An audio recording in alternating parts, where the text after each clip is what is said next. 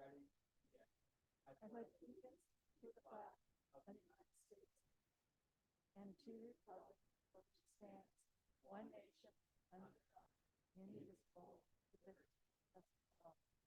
Thank you. There is no report out of closed session this evening, and I'd ask for a public comment on non-agenda items. Do we have submissions? Yes, we do. I'm just waiting, President Vickers, for the cards, and I will, I can sort through them. Speakers, when you come forward for non-agenda items, you have 3 minutes, and I'll let you know who the next speaker is so that you can be ready with your comments and know that you're going to be called on next. The first person is Gary Kasich. Mr. Kasich, could you come forward?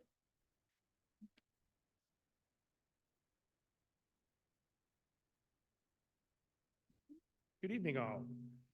Oops. Would you like me to do something different for that, or? Just a little bit of an update on the pool. I think I've sent all of you a note on requesting that the agenda item get added back on the pool, and I appreciate the responses. In terms of why, I'm looking for consistency in logic for a $19 million spend on the pool when there's so many other demands, not only for the education system, but also for the city in general, because residents are getting tax weary.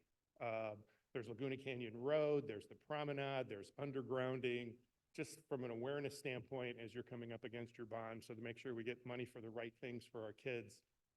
We're involved in most of those discussions with the city, and there's just a general weariness on it. So a little bit of a note there. Regarding the pool, for the $19 million spend, the consistency, at a recent meeting, it was said that you're going to revisit the size of the pool as part of the design. At that same meeting, you approved over $2 million of contracts that specifically was for work on a 50-meter pool.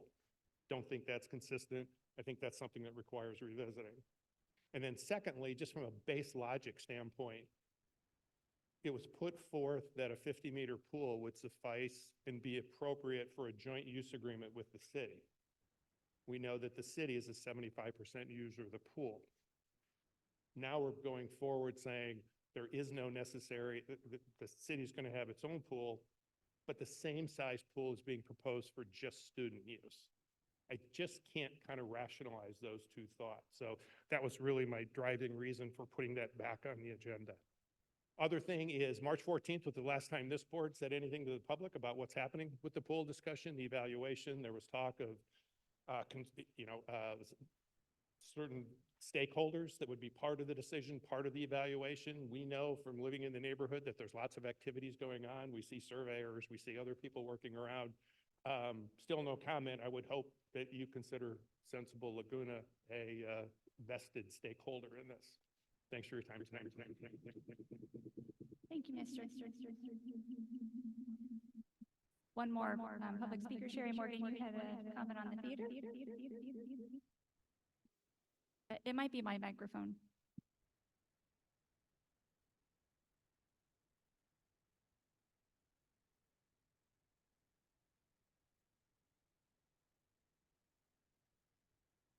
It's off. Oh. I lost 6 seconds. Hi, my name's Sherry Morgan. I wanted to just speak briefly on the theater, and I see Chase is not here, so I think he changed his plans, but I do know where he is. Because there is a reception for theater. I don't know if all of you are aware of some of the programs that we've had, but we have we've had a great season with theater this year, and with the show Holes and Mean Girls. So I don't know if you guys all saw that, but it was really great. And our students actually have been nominated for several awards, and it's very exciting. There's a program called Cappies that is a student reviewed program, and Macy's, which is an adult reviewed program. And we have students that are nominated for Best Comic Actress, Best Actor, Lead Singer, ensembles. I mean, all different, they really cross the range production. It's really exciting. And I know there's a reception this evening, so that's where quite a few of them are. So I wanted to kind of plug that. But the other reason that I'm here is because I did want to just comment about one thing that did come up at Mean Girls, and I understood, and I could be wrong, but I understood that it was actually a request from the district administration about not having programs. And I don't know if for avid theater goers, one of the great things about going to theater is getting that playbill and being able to look and see who all the characters are. And we did not have one at Mean Girls. We had a very small amount. And we were told that it came down from the administration that they wanted to go paperless. And this is part of the whole, green initiative. And I have to ask that this is one area that we really should not be enforcing that. Having a QR code for those that don't want to take a program is certainly understandable, but to say no programs or a very small number is really not appropriate, because otherwise what you're asking then is for everybody to actually have their phone in the theater, and a lot of people have to have it bright enough to see the phone and see the contents of the phone, which is really bad etiquette for a theater event. So plus, we all know that Wi-Fi is not great at the theater, so you can't get to your program. Plus, all of our tickets are now digital, so we have issues with the tickets. So it creates a very stressful start to an otherwise what's supposed to be a very wonderful experience. And if we're really supposed to be embracing the arts, then we need to embrace the arts, because a situation like this almost feels like we're asking people like, hey, you like the arts, go to OSHA. I mean, that would be something that, OSHA would embrace programs and everything else. Can I ask, how much would programs cost? I mean, are we really saving a lot of money by not having a playbill? All right, I just wanted to, yes, I do have another speaker for public comment on non-agenda items, Judy Manusco. And following Judy, is there anybody else in the audience that wishes to speak on non-agenda items? Okay. Is there anybody after this person? Nope. Okay. All right, go ahead, Judy. Hi, Kelly, it's Judy Mancuso. So some of you may know me. I am the acting chair on the Laguna Beach Environmental Sustainability Committee. And we just put forward a proposal to the City Council that passed unanimously to ban spraying of glyphosate Roundup in the city. And so it got voted in and everything was great. Things are going good. So my friend, another environmentalist, was driving on Tahiti, and I have photos here of a man with a white bucket, a yellow vest, and he's spraying. And she pulls over and she says, "Excuse me, what are you spraying?" And he says, "Roundup." And the trucks say Mariposa on them. So I then go to the city council meeting to say, "Hey, you guys, what's going on? We're not supposed to be spraying." And Jeremy, who you all know as well, Fremont, got on the GIS system. I had sent him these photos, and he said, "Oh, that's the school district." So I am here to beg, plead, grovel, whatever it takes with you, to stop spraying glyphosate immediately.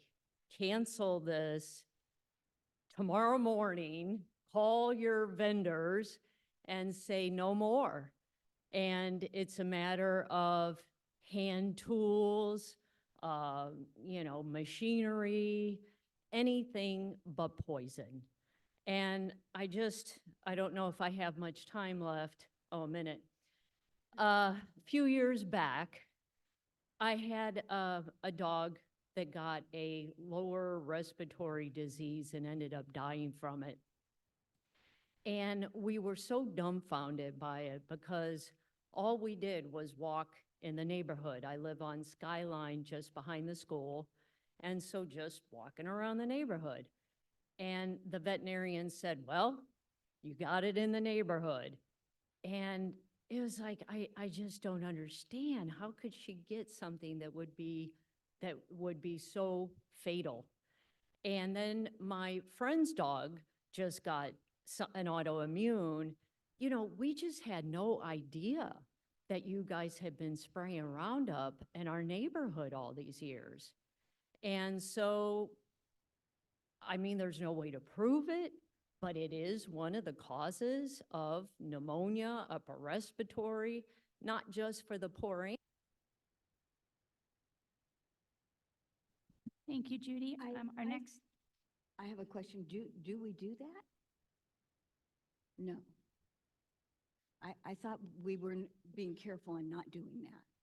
We eliminated the use of Roundup several years ago with our unit cost bid, using organic maintenance landscaping, really pulling weeds by hand. So we'll definitely follow up. May have been a misrepresentation of Mariposa being linked with an individual doing that, but it should not, and is against the contract we have in place. Okay, and then we can get back to,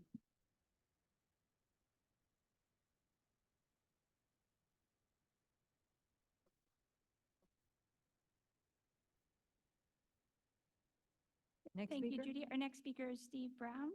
After Steve Brown, is there anybody else wishing to make public comment on non-agenda? Okay, all righty, Steve, when you're ready, Yeah, welcome. just hearing Judy talk about the glyphosates and the rest of that, I was here to talk about something else. Tahiti's right here. And if that is going on, how do we know that it stopped? How do we know that? Somebody just drove by and saw it. I mean, these are middle school kids. Some of the biggest lawsuits on this stuff are against school districts. So we need to make absolutely certain this isn't happening in our district. We have a lot of teachers in here today. They're working in these areas. Wind blows stuff around. I mean, what are we inhaling? What's happening out here? So, again, just want to get to the bottom of this and make sure absolutely 1000% none of these kids and none of these teachers, and nobody for that matter, the neighbors around the schools, et cetera, are having that issue. So please look into it. Please make sure that's not the case. It's a really deadly thing. Thank you. Just to reiterate what Mr. Dixon said, it's been several years since we have eliminated that use in the district. And as he said, he will look into it immediately. Thank you. Is that the last public comment on non-agenda items? Thank you. We begin with board reports. Our first up is our student board member. Thank you. Good evening. As we kind of wrap up the school year, we're into the testing phase of the year. May is always a testing month. So at El Moro, they're starting the state testing, which is a difficult time, for students because there's a lot of testing, but the administration there is, providing activities during break and lunch and stuff like that to kind of, ease the testing a little bit. And then again, as I kind of said last time, El Moro is continuing to work with Mr. Dixon, the nutrition department, which is amazing to kind of get things on the menu that they actually want. So as he mentioned last time, I heard a lot of things about the popcorn chicken going well, so I'm glad that's getting implemented again. And then second graders at El Moro just went to the Crystal Cove Conservancy and went down on the beach, looked at the ocean and stuff like that, learned about our native landscape, which is really important. And then Top of the World just had their talent show. And then they're also engaged in the testing as well, just like El Moro. And then they just had one of their art lessons learning to paint like Van Gogh. So that just happened. So again, we're seeing the VAPA in action. And then at Thurston, they're hosting their 8th grade dance tomorrow night from 6:30 to 8:30. And then they also have their open house coming up, social, and then the Angels Night. So a lot of, family activities there. And then for the high school, we have prom next weekend, and so everyone's looking forward to that. Our theme is Jumanji this year, ASB decided on Jumanji, so that's our theme. And then another thing is the nutrition department's also been working with the high schoolers as well. They had a representative from Sodex, which kind of I think does most of the nutrition for the high school. Sodex, yes, does the nutrition for the high school and the other sites. And they did interviews with the students about what we liked about the food that we're getting, the specials, and what we're not like. So again, we're hearing that student voice and choice a little bit. And then the other thing going on is a lot of students at high school now are engaged in advanced placement testing. Tomorrow we have our largest cohort, which is AP United States United States History tomorrow morning. So, all of our students are going through the testing period, but we only got 1 week left, so we're getting close to the end. That's all for tonight. Thank you. Thank you. have our bargaining units, and we'll begin with CSEA with Thesa, please. Good evening, President Vickers and board members. First update as we prepare for our upcoming negotiations on May 22nd. I'm optimistic about the potential for a productive and collaborative discussion. Tonight, I'd like to bring to attention to an issue that's been of concern to many within our community. The approval process for the calendar. It's been disheartening for classified staff to see the calendar not aligning with the recommendations put forth by the calendar committee. This departure from established practices has understandably led to frustration and disrespect for the process. In our discussions thus far, one critical aspect has been overlooked: our students and staff's social and emotional well-being. Numerous stakeholders, including teachers, staff, parents, and students, have emphasized the importance of starting the school year with a Thursday start. This minor adjustment can significantly ease the transition for everyone involved, both emotionally and physically. Additionally, we must consider the potential impact of learning loss when we go extended periods without breaks on student burnout and fatigue. And no, I genuinely believe our students would not think a week off in October would be a good thing, as referenced by a board member. Our students are more savvy than that. Furthermore, approving the school calendar considering a week off at Thanksgiving has been noted as a demanding stretch, with the week off providing invaluable time for students to recharge, catch up on work before finals. It also provides a crucial window for college applications, essays, and SAT preparation. It also offers invaluable time to be with family. The mental and social health value is priceless, and we need to recognize that. In assessing our community, it's vital to recognize the interventions and support systems we've put in place for learning loss and the enriching summer school programs, tailored to our needs. Our highly educated parent population values the importance of breaks and family time, understanding that it's integral to a child's development. It's important not to dismiss our concerns by reducing them to mere vacation desires. The dedication of LBUSD staff goes beyond that. We witness firsthand the challenges our students face as the year progresses. The impact of a break on their attitudes and mental well-being is unmistakable. Therefore, I am urging you again to listen to the voices of your constituents, staff, students, and parents alike, and vote in favor of the proposed calendar tonight. And let's please return the 24-25, 25-26 calendar at the earliest convenience for a discussion and re-vote by a 5 full board and show respect for our hard work. Thank you for your attention to this.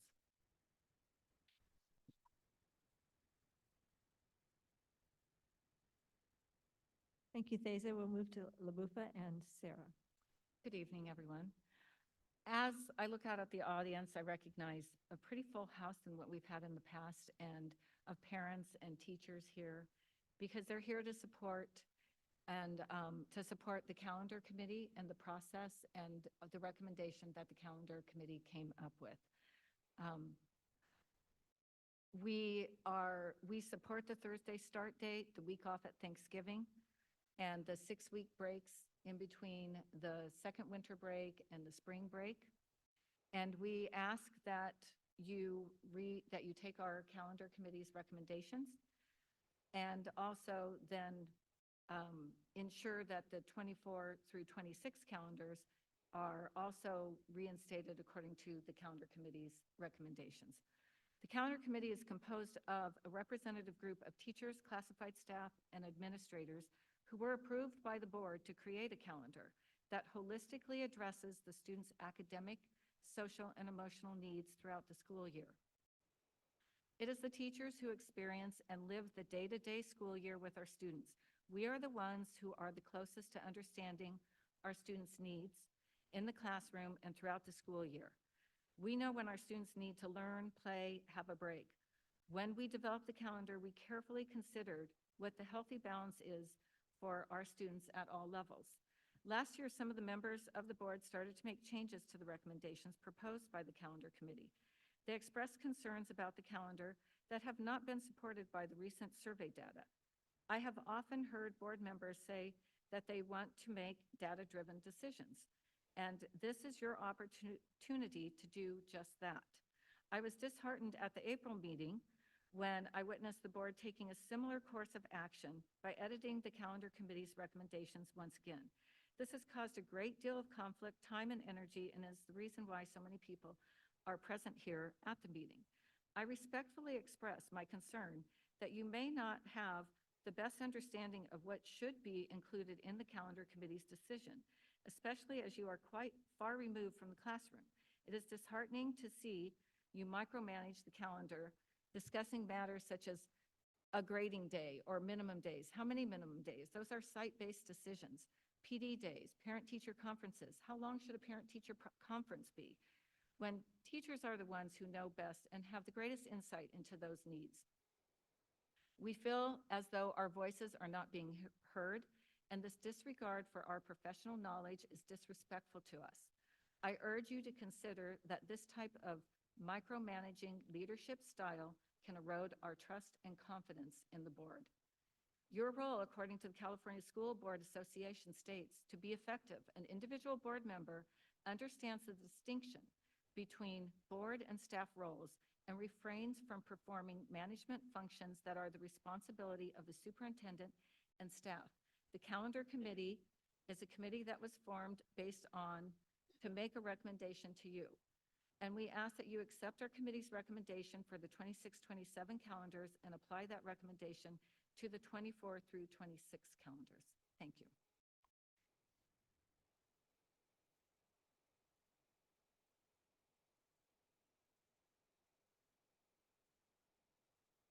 Thank you. We have superintendent report. Good evening, Board. It's been a busy few weeks since our last meeting, but I'll try to be brief.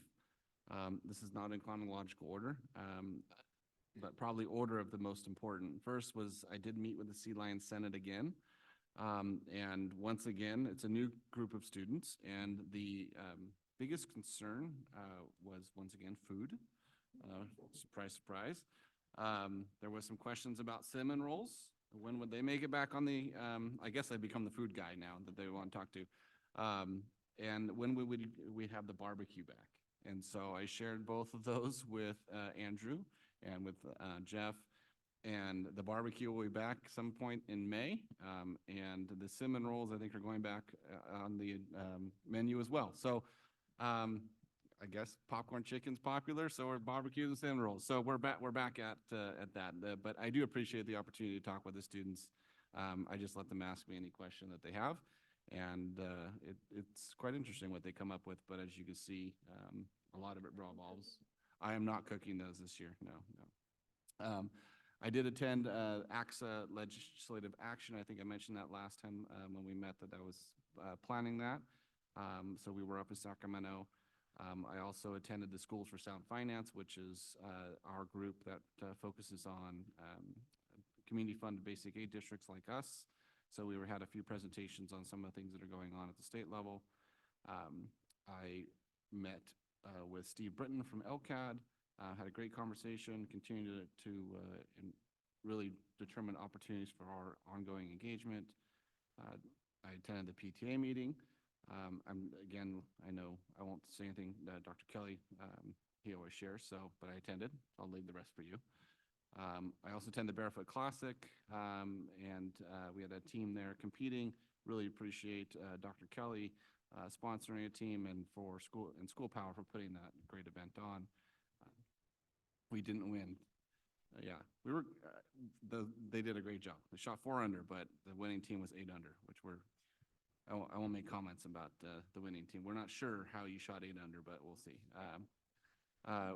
The Region 17 dinner for AXA, which is our local administrators association, is this next Monday, where we will celebrate our employees of the year that were recognized at the state level, both Victoria Weber and Dr. Julie Hatchell.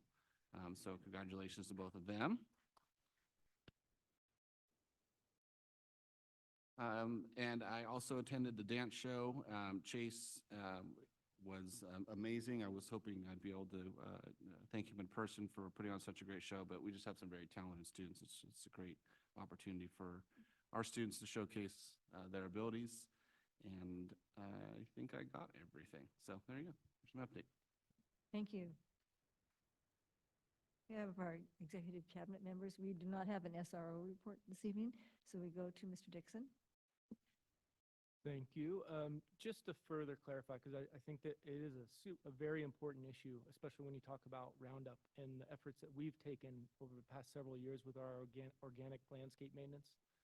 The only potential spray that our landscapers can provide that's on the list, the approved list, is a citrus-based, it's called Avenger, and it's approved for organic farming, and it doesn't keep the weeds away. So that's why I say it's hand pulling is what organic landscape maintenance means. So I am definitely going to follow up, and I look forward to seeing those pictures, because if it did happen, it will not ever happen, and it should never happen, because that's a commitment, and that's something that we feel strongly about as a staff, and I know you do as a board, and I know our community does as well. So I appreciate the community member coming in to share that feedback, and be very diligent with our follow-up. I can assure the board of that. Since our last meeting, we did have a joint fiscal management committee meeting on April 22nd. We still are waiting for the governor's May revision, which will come out tomorrow. So we're eagerly awaiting how the state's going to deal with the revenue shortfall that we're experiencing this year. But what we did do is take the opportunity to talk about our largest revenue stream, which is our local property tax, as we had received our latest property tax projection from HDL, our property tax consultant. Just to summarize, I know I did a little bit of a summary in the weekly update, but what we're seeing this year is a direct impact from the home sales that we experienced in calendar year 2023. If you compare what's happened in 2023 with the prior year, 2022, which is where our revenues are primarily coming from this year, we're seeing this year almost an 8% growth in local property tax revenue. We're forecasted to receive a little less than 4% next year, and that's directly related to that home sale data. So that's really where we spent a lot of time at JFMC diving into, noting that the amount of homes sold has reduced by about 25% from 2022 to 2023. And more interesting, the value of those homes sold, the median sale price actually was less by about 6.2%. So that's what's driving the smaller growth, but the good news is it is still growth nonetheless. So that's really what we want to talk through, what the assumptions were that goes into that forecast, as it is our most important revenue driver for our budget. And then lastly, just to briefly note, we've begun the design development work with both architecture firms, TBP Architecture for our TK Kinder modernization projects at Top of the World and El Moro. It's been a great process so far, just very initial meetings, just going over the scope, the programs, and the size or the play areas that we're going to do for the outdoor space, and really understanding what we have to work with. So there's been a lot of exploration on what our facilities are actually, what they look like, where the structural walls are, where the utilities are, and all that's still in process. And then same with the pool. Again, just beginning the dialogue on what the scope, function, and programs will be to support, and a lot of field verification to know exactly the dimensions that are being worked within, as well as the potential scope and components that would be a lot for our sustainability efforts with relation to our mechanical and electrical systems. So I commend Mr. Zeta and his team. Again, it's very preliminary, but we are beginning that work and look forward to providing the board continuous updates as we go along here. Thank you. Thank you.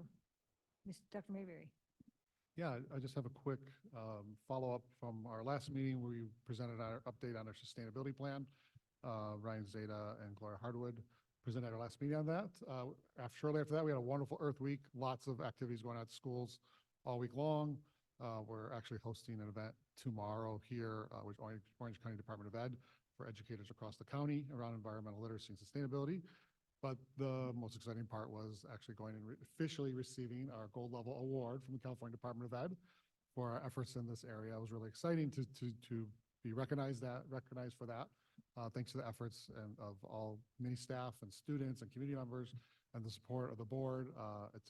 It's nice to have that recognition for the work. Also, it gives us a strong guide to continue this work going forward. Thank you. We had, when we approved our agenda, we had a request from Dr. Kelly to place item 9A before 7A, so that's where we're going next. A 9A under Human Resources is the calendar, and we have public comment on this. Member Osborne, and do you have a Yes. number at this point? Yes, you want to know how many speaker cards we have? I can tell you.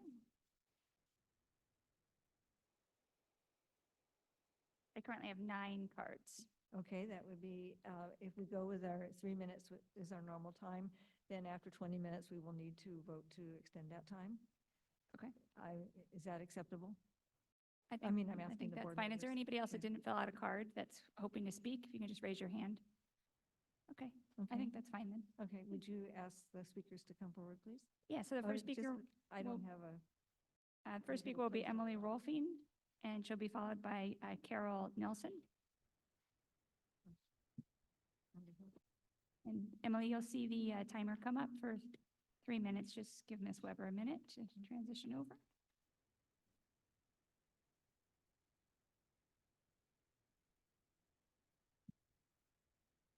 All right, I'm starting us off tonight, so I'm going to try to be brief for all of us. Dear school board members, thank you for the opportunity to submit this public comment tonight. My name is Emily Rolfing. I'm here tonight as a wife, mother of 3, daughter of a public school teacher, El Moro Thurston and LBHS alumni, and an emphatic supporter of our greater Laguna Beach community. As a parent deeply invested in the welfare and education of our children within the LBUSD community, I'm standing before you today to express my enthusiastic support for the proposed 26-27 school year calendar. The proposed calendar, with its thoughtful considerations for student and faculty well-being, resonates deeply with me. Starting the school year off on a Thursday, allowing a gentle transition into the academic routine, followed by a week off at Thanksgiving after 10+ weeks of continuous schooling, provides invaluable opportunities for students to recharge, spend quality time with family, and engage in activities that nurture their mental health. Furthermore, I believe this calendar not only supports our students, but also demonstrates a commitment to our dedicated teachers, staff, LaBuFA, and CSCA members. It is evident that the committee responsible for crafting this calendar has diligently worked to accommodate the needs of all LBUSD stakeholders, and I wholeheartedly trust their intentions to prioritize the best interests of our students. As a parent who meticulously reviews each year's school calendar to ensure alignment with my children's and family's needs, I understand the importance of thoughtful planning and consideration. Our family, like many others, may not always travel during school breaks, but we cherish the opportunity to spend time together and focus on supporting our children's educational journey, both inside and outside of the classroom. During the recent board meeting in April, I was disheartened to witness the voices of numerous dedicated LBUSD community members seemingly overlooked. It is clear to me that the sentiments expressed during that meeting, including my own, reflect the desires of the majority of the LBUSD stakeholders. In my capacity as a volunteer, booster representative, and PTA vice president, I can confidently attest that the proposed calendar has widespread support among all stakeholders I have engaged with. I deeply appreciate the thoroughness and diligence required in making policy decisions of this nature, and I respectfully urge you to support the proposed calendar and open discussion to amend the 25-26 calendar for the benefit of our entire community. Thank you for your time, consideration, and ongoing commitment to the well-being and success of our students. I eagerly anticipate your support of the proposed calendar. Thank you.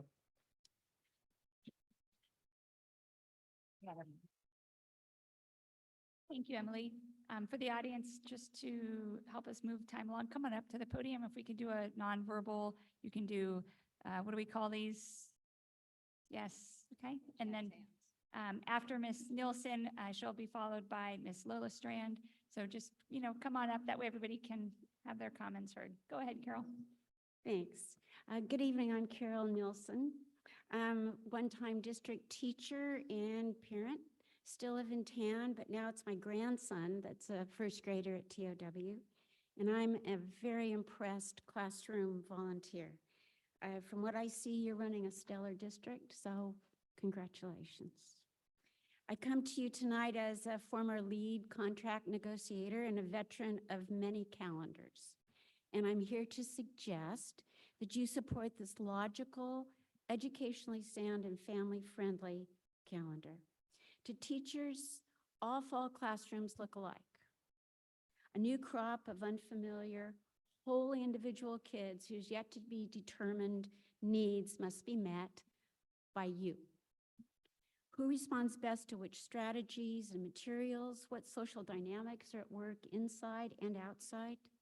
What changes summer brought to personal and academic development? Who's thrilled to be back? Who's apprehensive? To unify these kids, make each one feel welcome and ready to learn at their appropriate level, that takes skill and time. A Thursday start allows teachers and kids 2 days to get to know each other, followed by time for teachers to adjust and adapt to this new crop. And it gives time too for the kids to just rest. Kids are exhausted by the exhilaration of a new year. They're drained by return to structure, sleep schedule changes, limited snack times, new social dynamics, new academic expectations, and a new relationship with that new teacher. A weekend comes just in time after a Thursday start. Why force a 5-day week when a 2-day version is easily available and clearly beneficial? Similarly, why force your families to choose between school and an extended Thanksgiving? I used to eliminate new material around Thanksgiving because so many families left town. I view the holiday week as an informed and constructive response to a community that values school and travel and family. Rescinding this holiday week does nothing to enhance education, but denies demonstrated preferences of so many.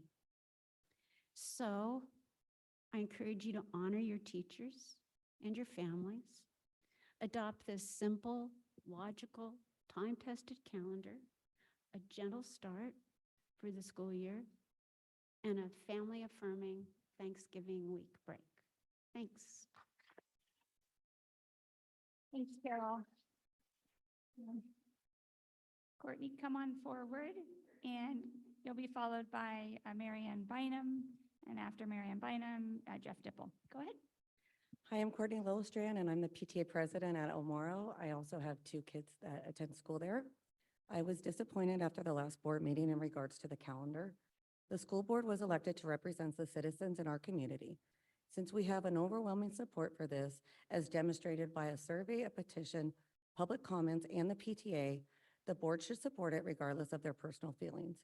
We are a smart, engaged, committed, and resourceful community that will advocate for what is best for our children and for our students.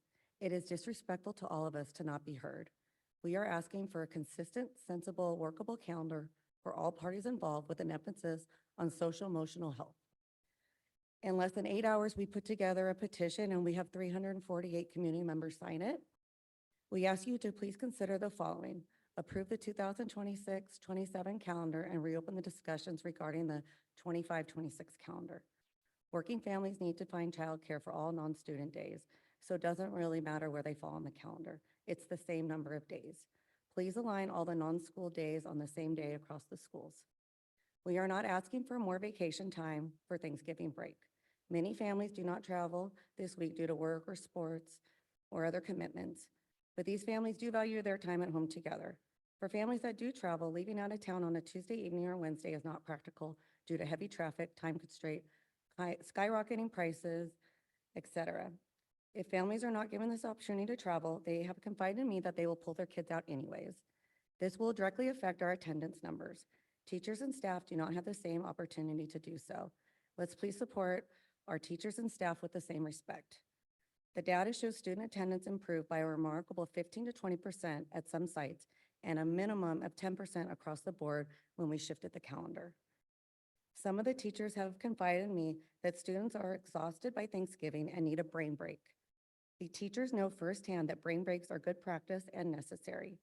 Thanksgiving is a perfect break for young students and all students to come back refreshed and ready to learn. Dr. Keller has been working with the Family Resource Center to address mental health for our students. He is an advocate for PDF, playtime, downtime, and family time. I can't think of a better way to implement this message than through having the week of Thanksgiving off. We would like a Wednesday or Thursday start date. The importance of giving students a soft opening back to school is to ease the kids back into a routine after being off all summer. The teachers then can hit the ground running on Monday with a curriculum. When we start on a Monday, the whole week is lost because none of the teachers want to start off with a curriculum the first week. They end up drawing out the getting to know you activities because the students are so exhausted and aren't ready for this curriculum to be thrown at them. Please consider the mental health of our students. To close, I would like to say, let's have our school board practice what they preach to our students and follow our newly adopted learner. Thank you, Courtney. Mrs. Bynum, and then Mr. Dipple, and after Mr. Dipple, Allison Eggers. Go ahead, Mary Ann. Hi. My name is Mary Ann Bynum. Some of you may recognize me as the former LaBufa Vice President, but I am also a resident of Laguna Beach. I am a parent as well. I have a senior at LBHS and an 8th grader here at Thurston. But most importantly is my role of educator. Having been in this district as a teacher the past 16 years, teaching 2nd and 5th, and currently in the role of the curriculum instructional coach at Top of the World, this is the first time I have felt compelled to speak to the board regarding their leadership and decision-making process. Over my career at LBUSD, I have served on numerous committees. I have always enjoyed my time serving on committees outside my workday because I am honored and dedicated to always improving and bettering our district for our staff, students, and communities. I have always felt that the district administration, faculty, parents, and community members, and the board have worked constructively and collaboratively to achieve a common goal, no matter what it was. This is not the case with the calendar committee. I have served on the calendar committee several times, most recently last year's. To say I am frustrated with the process is a kind way to explain my experience. When the committee meets to make and bring forth a recommendation, it is not always the easiest task. We are 2 elementary and 2 secondary. Both have very different and unique needs and schedules, but we are a unified school district. It takes patience and understanding to come to agreements regarding the school calendar and all the intricacies it involves, from parent-teacher conferences and trimesters at the lower level to A/B testing and semesters and sports calendars. But let's be honest, the most important thing is instructional time and our students' well-being. And that is what we spend a lot of time talking about. So when our recommendation is sent back to us with requests for changes, we willingly came back and looked at what we could do that seemed to meet everyone's needs, only to find out the board decided to reject our recommendation and move forward with their own agenda. I am asking, what is the purpose of the committee if the process is not respected on both sides? Why would our teachers and staff want to be part of such a time-consuming process where their expertise and time is not valued or respected? I know our board can do better than what has been occurring. I am concerned that as one of our top leaders in our school district, you seemingly seem to be stepping away from embodying and embracing collaborative and constructive problem-solving practices with the community and staff and faculty. The members of the committee have abided by the district's commitment to relationships matter and carry this forth in the decisions we make and recommend, wanting what's best for students, staff, and community. Can you say the same is true for you? I ask that the board respect and support the calendar committee's recommendations for the 2024 through 2026 calendars that we have painstakingly reviewed several times on your behalf. Thank you for your time.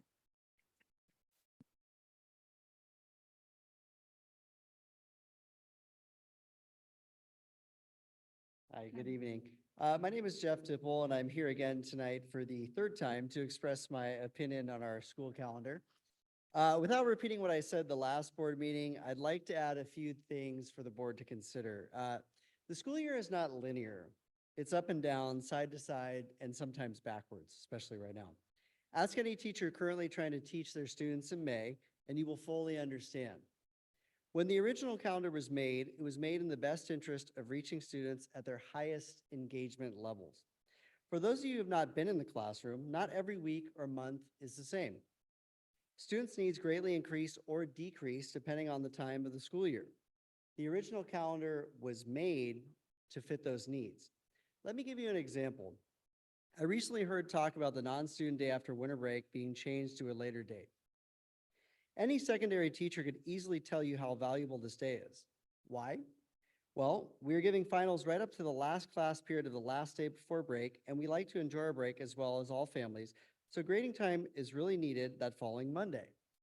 We also offer makeups on this day for students and families with extenuating circumstances. Our grades are due that night at midnight, so why move the grading back?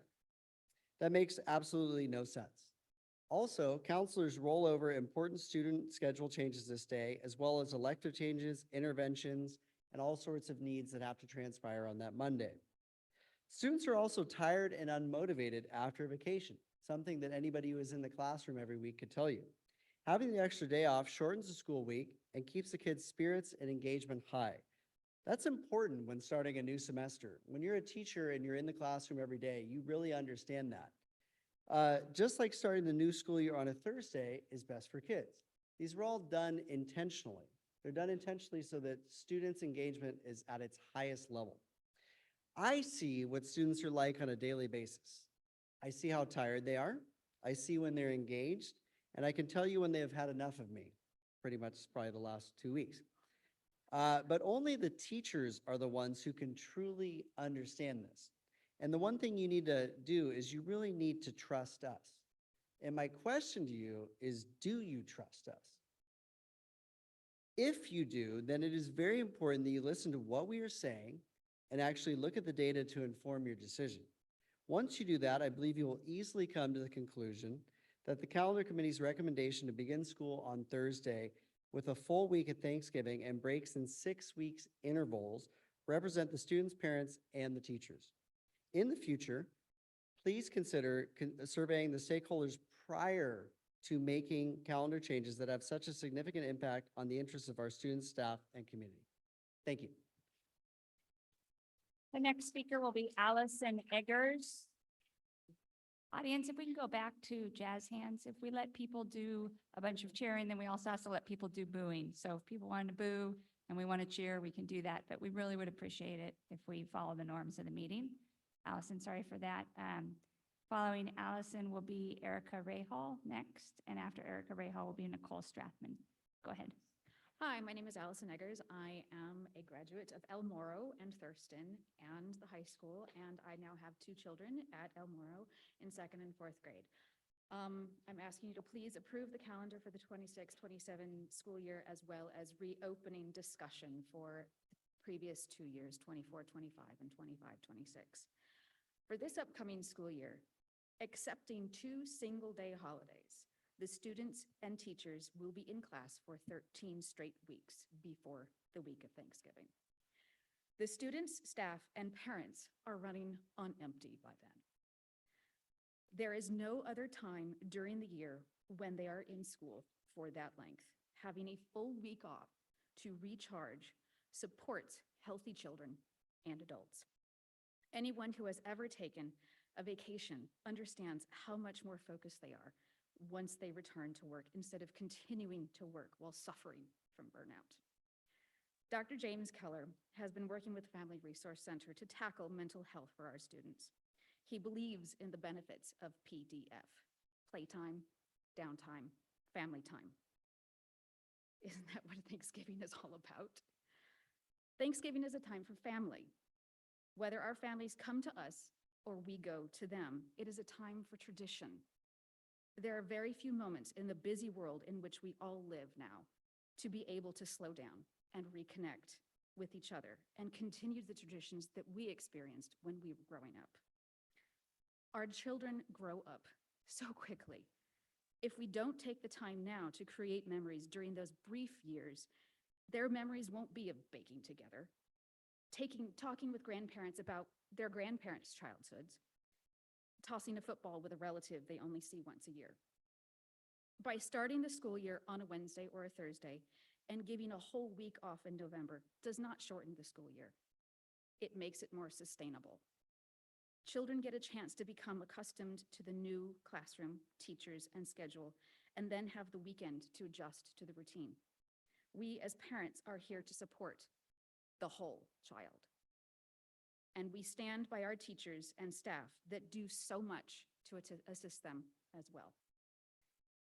This is our community, and I believe that our school board should reflect the community building support that we want for our families. Thank you for your comment. Could I call Erica Rahal? And Erica, you'll be followed by Nicole Strathman and then Michelle Foster. Go ahead when you're ready. Hello again, LBUSD School Board. My name is Erica Rahal. I am a dedicated mom, former TOW educator, and currently the PTA Council President for all Laguna Beach schools. I stand here in solidarity with our 4 PTAs and the LBUSD teachers and staff. All 4 of our unit presidents report that they voted at their association meetings, and the majority are in favor of the proposed 2026-2027 school calendar. They are in favor of starting school on a Thursday, 1 full week off over the Thanksgiving holiday, and the alignment of professional development days amongst the elementary and middle schools. Our 4 PTAs have a total of 1,185 active members around this tremendous community. Approximately 8 hours ago today, we distributed an online petition and sent emails to our PTA members, and through those channels, we have received just under 350 signatures in support of the proposed 2026-2027 school calendar. The mission of the California State PTA is to positively impact the lives of all children and families. Due to our stakeholders having an overwhelming amount of support for this proposed calendar, I am here to speak on their behalf.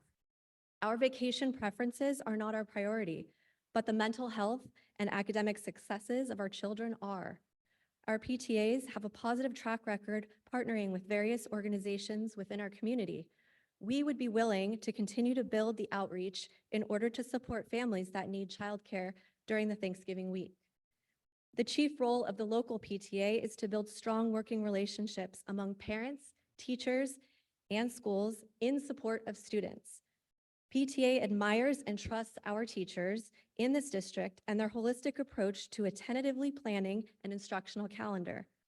We value the time they put in outside of their workdays to carefully craft a calendar with heavy consideration on how to promote on-task behaviors and effective learning outcomes.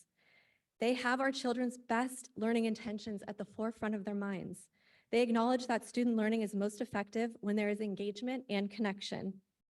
Ending instruction on a Friday before a break would give our children a mental release from the demands of school and the ability to resume learning in a better capacity, all while fostering meaningful connection with family and friends. We see that teachers have good intentions behind starting school on a later day in the week, as it helps our children mentally ease back into learning and set classroom procedures that will foster productive and appropriate behavior on campus. I respectfully ask you to support the proposed calendar and open discussion to amend the 2025-2026 calendar for the benefit of our community. Our PTA members appreciate your time and attention to this agenda item and your ongoing dedication to our students. Thank you very much. Thank you, President Vickers. Do we need to call for a motion to go past 20 minutes? Okay, all right. Nicole Strathman, and you'll be followed by Michelle Foster. And after Ms. Foster, John Alden. Ready? Go ahead when you're ready. Okay. Hello, I'm Nicole Strathman. I'm an educator, albeit at the college level. I hold a PhD in Native American history, and I've taught at UCLA and more recently at UC Irvine. But the most important thing here is that I have 2 kids at El Moro. And I'm speaking today about the Thanksgiving break. So I decided to do some research, because that's what I do for a living. And I looked at the California Department of Education website. On that website, it lists the largest districts in the state. There's 25 of the largest districts in the state listed on the California Department of Ed website. If you go to that list, which is LAUSD, San Bernardino USD, San Francisco USD. If you go down that list and look at their calendars, every single district in the state has the entire week of Thanksgiving off. I looked at each calendar of every large district that represents over 4 million students. They all have the entire week off. So I'm kind of curious why we're the outlier on this one. It doesn't make sense to me. Furthermore, I decided to go back to all of those and look at what days they have off for instructional days off to see, because I know we're talking about having a staggered day off. each of those districts has a common instructional, non-instructional day off. So that across their districts, at the elementary school level, at the middle school level, and at the high school level, the entire district has common day off. So once again, I'm curious why we're the outliers in this when over 4 million students in the state have the entire Thanksgiving week off and also have the common non-instructional days. I'm just not sure why we're not following the rest of the data here. And once again, that's the California Department of Education website, and it lists the top 25 districts in the state. So please go there if you haven't yet, do it. And just to kind of close, as I said, I do Native American history. I've been to, gosh, at least 30 reservations.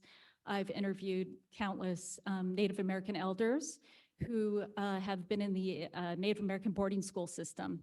And one thing they said is that they wished that the government would listen to their parents who knew better about their education rather than the government dictating the boarding school to these children. So please listen to the parents.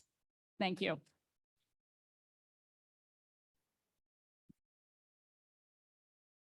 President Vickers, can I make a motion to extend the speaking time on this item? We're at 20 minutes or? Yeah. Making a motion, yes, motion Is on the there- floor, second. All in favor? Aye. Aye. Opposed? Carries 5-0. Please continue. All right, go ahead, Ms. Foster, when you're ready. And then Hi. John Alden will be next. I'm Michelle Foster. I'm a health teacher at Laguna Beach High School, also the union rep at the high school as well. I just want to say, I've never been to so many board meetings in my 24 years here. We're tired. It's late. I mean, I live in San Diego. Thank you all for coming. I appreciate it. And I think it's sad that all these teachers and parents have to show up when they could be having family time and quality time at home, to try to just say, like, please listen to us. It's kind of demeaning, and I feel bad that we have to do this. But I do want to say thank you to President Vickers and thank you to Dr. Kelly for listening to us, because you two have. And you two have stood up and you've said you've wanted a revote. And you, thank you, at the last meeting said, I'm ready to bring it to the table and vote yes. So thank you, President Vickers, for having our back.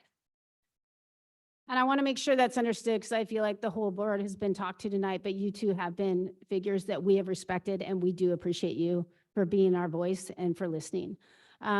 The other thing I want to say is when we were here last time, board members kept saying that, which just, I almost choked on my lifesaver and Thesa had to save me. You kept saying there's so much momentum going right before Thanksgiving break.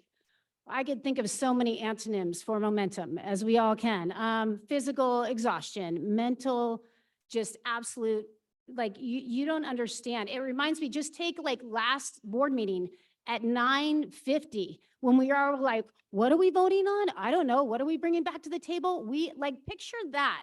And that's Tuesday before the Wednesday holiday, before we go to break. We are mentally drained, you guys. This is not, we're not making this up to get 2 more days off. We're not taking any time away from these kids' education. We are looking out for their mental health. That's what I teach every day at the high school. And I want you guys to know that we truly are looking out for the students. And we know, gosh, just believe us, we know what's best. And I have never had a better feeling having the week off at Thanksgiving and having those kids come back with some energy. And I am telling you, like, this is what's best. And students know. Thank you, Carter, for your feedback. I appreciate you. And the fact you're here every board meeting, my goodness. We need to do more for you at school, for sure. I thank the teachers, I thank the parents, the PTA, thank you so much for listening to us. And all we're asking is that this board does the same thing. We appreciate you guys, but please, like, appreciate us too, okay? Thank you. Righty, our next speaker is John Alden, and John will be followed by Sherry Morgan. Go ahead, John, when you're ready. Hi, everyone. Thank you. As always, I'd like to apologize in advance to my wife for my appearance. Generally, I would defer to the presumably very hardworking calendar committee, but I was concerned about the brain drain concerns raised regarding a full week off for Thanksgiving. Obviously, the summer brain drain phenomenon is very well documented. I don't know if it's also proven that there's brain drain over a full week off versus 3 days off. But can I ask a quick question? Because tutoring my kids at TOW, I understand the 2 days from tonight don't disappear entirely. Do they replace like teacher curriculum days, or do they reduce the summer? Okay, so it, okay, yes, yes, thank you. Okay. Right. Okay, School so that's starts on great. Thursday. Okay, well, I support that then, because that would reduce the summer brain drain that we know occurs. And that's all. I support you guys. I support the parents and the teachers. Thank you all. Appreciate it. Thank you, John. Thank you. Sherry Morgan, could you come to the podium? And is there anybody else after Sherry wishing to speak on this item? No? Okay, Sherry, you'll be our last speaker. Go ahead when the Thank you. timer comes up. I appreciate the opportunity, and I really appreciate the fact that there's so many people here speaking and supporting this idea of what they believe in. And I appreciated the week off at Thanksgiving too. And I think it's really interesting because I've been here for a really long time, and I've been in this boardroom for a really long time. And I was on the first calendar committee many years ago when the argument was, we don't want to start before Labor Day. And it was very contentious. It was very unruly in some times, but it was also very passionate. And what I found really interesting at that point is that when the community was surveyed, 54% of the parents did not want to start before Labor Day. What I'm finding really interesting right now is some of the things that were said throughout this meeting tonight. Data-driven decisions was a comment that was made. Well, one of the data points that is being used for this calendar is that at the high school, according to California Ed Code, you cannot issue a final exam until you've had 90 days, or is it 80 days? I think it's 80 days of instructional information before you can implement an exam. So the other part of that is that this calendar, I'm going to try and jump around a little bit here and have it all make sense, is that there was a book overloaded and underprepared by Denise Pope, and she's been a speaker here, that was used as a reference point of how we can look at the child holistically and how we can reduce stress. And everything was focused at the high school. And it was passing time between classes. We must give an exam before Christmas break because we can't have the kids come back and have an exam after 2 weeks off because, oh my gosh, the amount of stress that they will be under. So I'm curious as to what would happen after they've had a week off at Thanksgiving where they're writing essays, they're studying, they're doing all these different things. And if it's supposed to be for family time, how are they going to have family time if they have all of this stuff that they're supposed to be doing? And I'm not against any of it. I'm just trying to bring things to the surface that may or may not have been thought about. So when we're trying to talk about adding a week off at Thanksgiving, we're not going to be moving the needle for the high school students so that we have the semester end after Christmas, because that's not on the table, even though maybe it should be, because why wouldn't we give an exam before Christmas and then do a project after Christmas? Or why don't we just do a review after Christmas? But that's a whole nother discussion. Where this week will come is going to be at the beginning of the calendar. So this whole idea so long ago where we didn't want to start before Labor Day, we are now looking at a calendar that will start August 20th. And at the high school, if you don't have kids at the high school, that means that Breaker Day at the high school and Wave Rider Day here would be on August 20th.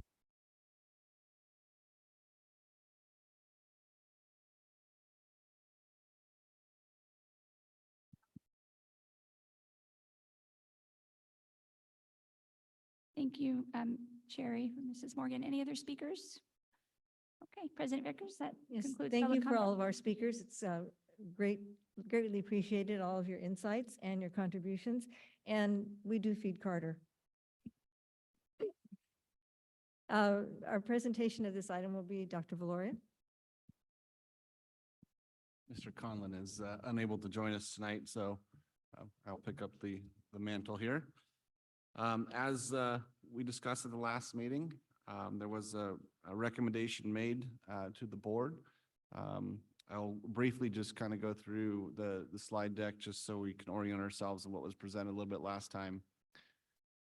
So as you can see, just based on student attendance trends, this is what would be traditionally the Thanksgiving Monday.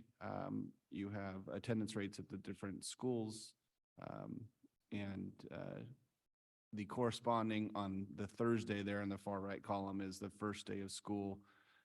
To one of the speakers' questions, it's 180 days is the requirement. How you chop them up, where you put them, is really the discussion tonight, but you have to have 180 days. So the 2 days at Thanksgiving, one was put as Thursday, the first day of school.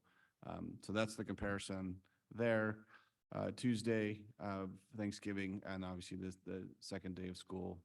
So you can see the attendance rates there. So one of the things I think we've recognized post-COVID, one of these days we'll be able to stop saying that hopefully, but right now we're still post-COVID, is just an attendance drop, specifically at the elementary schools. But also we saw it at the middle and high school compared to previous years. So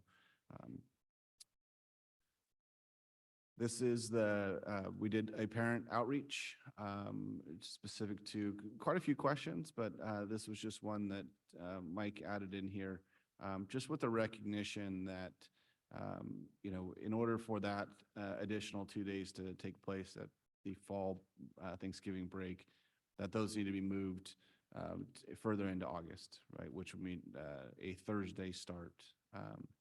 Obviously, one of the things that we have committed to specifically is making sure that for our orientation days, we obviously recognize elementary don't have those orientation days, but the middle and high school do, to have them as close as possible to the start of school, so that we can not impact the summer as much as possible and have folks return. While at the same time, understanding that a significant number of our students are already back at the high school in particular because of athletics. So there is just the way sports work nowadays, very different than many, many years ago, very much more of a year-round type of system, it seems. But I think some of our first games are happening right around that time period in August. And most of our surrounding school districts that we compete with have either started school or start right around the same time we do under this proposal. So the proposal that was included for your review is, again, maintaining an 80-day first semester with a start on Thursday, August 20th, a winter break on December 18th, 5 non-student days at Thanksgiving and fall break. The winter break is a total of 10 days, and the realignment of the K-5 professional development day and the secondary grading day, which is a non-student day, to January 15th. This is again for the 26-27 calendar. That is all I have to present. Thank you. So we begin, if board members have questions, before we would have a motion and discussion. Okay. We have a motion, please. Moved.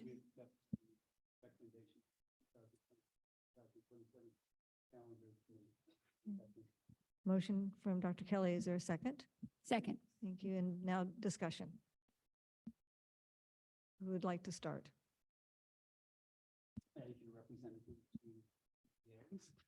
It is on. It is on.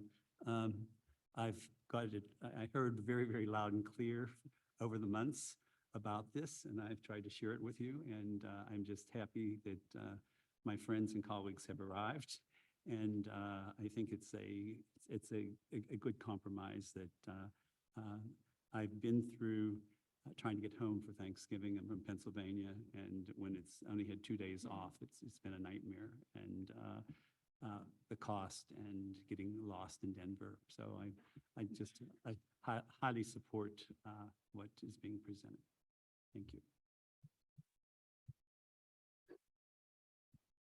Thanks, Jim. Yeah, I'll make my comments next. I have no questions. I appreciate the revised calendar that you guys brought forth. I know the last meeting was kind of a slog. It was a lot of hours. But I really appreciate what it took to get to this revision, and I think it represents some compromise from the calendar committee, also some compromise from the board, and I think that is the best decision-making. I did want to state that where we came at the 26-27 calendar was from a place of trying to enhance student learning.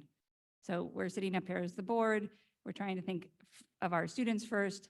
How do we drive the best results for our district, right? How do we set a budget? How do we have the best staff? How do we set a calendar? All to have the best results for our students.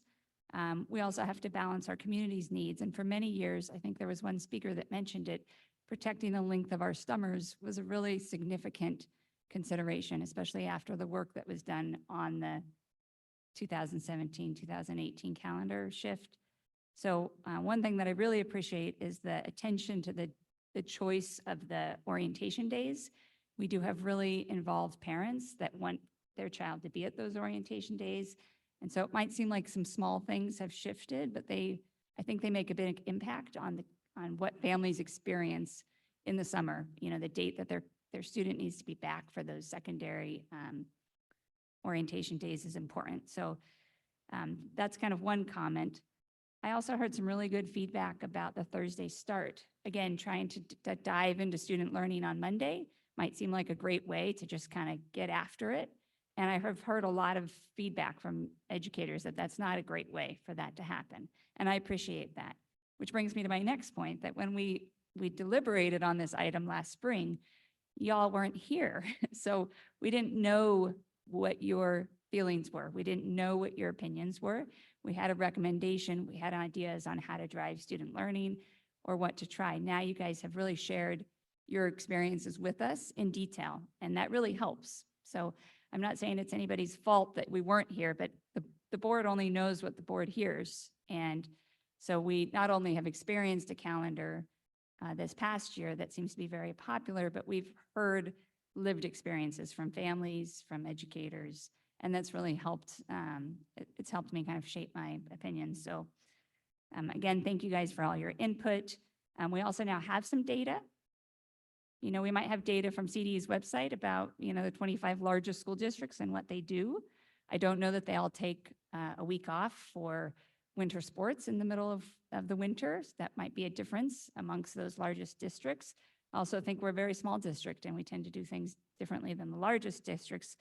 However, we do have some data that's relevant, which is the data from our own stakeholders. So we've got data now that says 71% of parents support starting school 2 days earlier in the summer. They're okay giving up those summer days for that break at Thanksgiving. And I think that's great data to have. And it's not data that we had previously, nor had we lived that. So those are kind of some of the summary comments I have. This has been a very long process for the board as well. We want to balance staff requests. We want to balance student learning. We want to balance families' needs. And we want to also kind of take into account what's happened historically, what we've heard from the community on how much we value summer. We're not to summer yet, so maybe that's out of sight. But again, I really appreciate everybody's feedback, and I support the revised calendar. So thank you all for your work.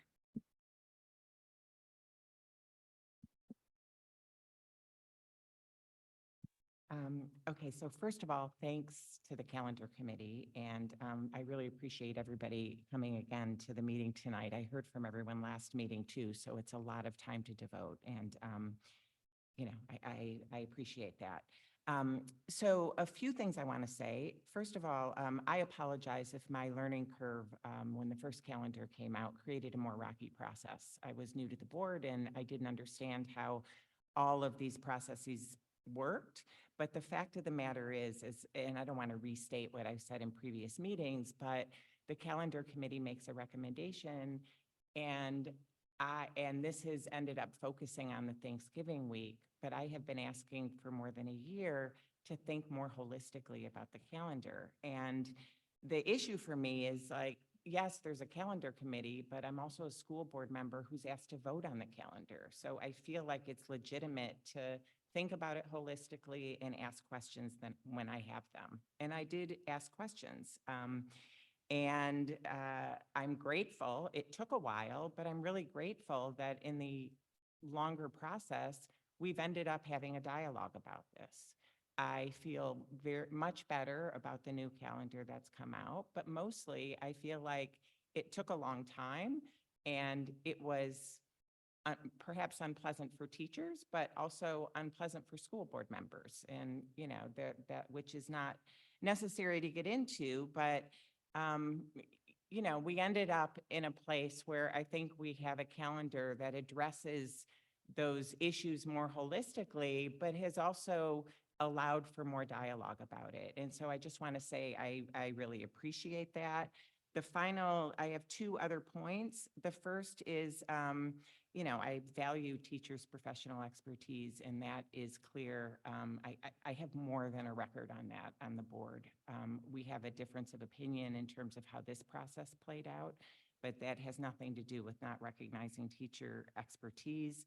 I've spent my whole career training and promoting teacher expertise. So I want to add that. And then finally, I would like to suggest that we have a study session on parent, teacher, and student engagement.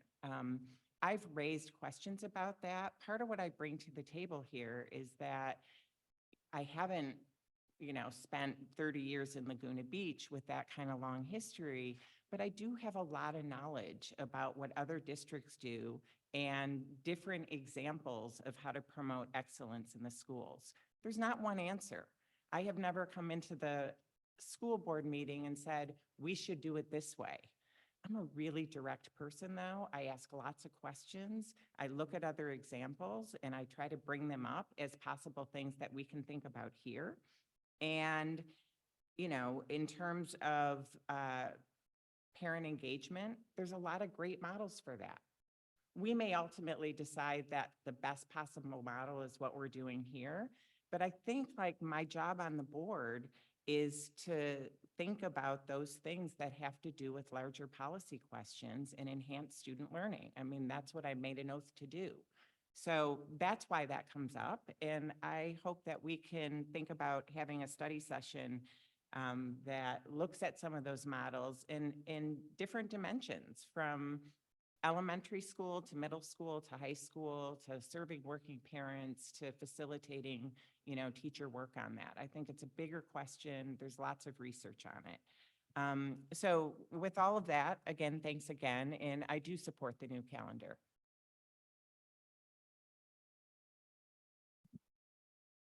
Hi. I also support having a study session like that. I think that would be wonderful. I think we really need that. I also support the calendar. I apologize, I wasn't here for the vote before when it was 2-2. Having taught, I know how important starting on a Thursday is, not starting on a Monday. I totally get that. I have to say, I was a little bit worried, but I'm hearing loud and clear that about the summer, because we could come back August 27th instead of August 20th if we weren't taking those extra days at Thanksgiving. But you've spoken, that's more important, and we think that's better for our students, so let's do that. And it's been great seeing you all. Thanks for coming. Jimmy had another comment? Okay. I just wanted to thank my fellow board members. It's been a painful and a very learning experience. I think that Joan has done such a good job conceptualizing everything as only a tenured full professor could do. And Kelly has done a great job as far as trying to look at data. And Dee always has something that she can find that I just appreciate. And so I commend you all. Thank you.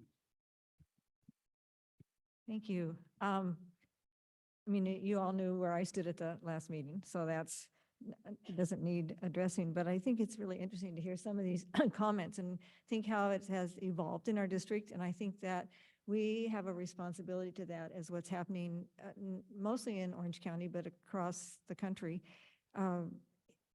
That was mentioned the first calendar committee, and it was contentious because we had not started before Labor Day in this district.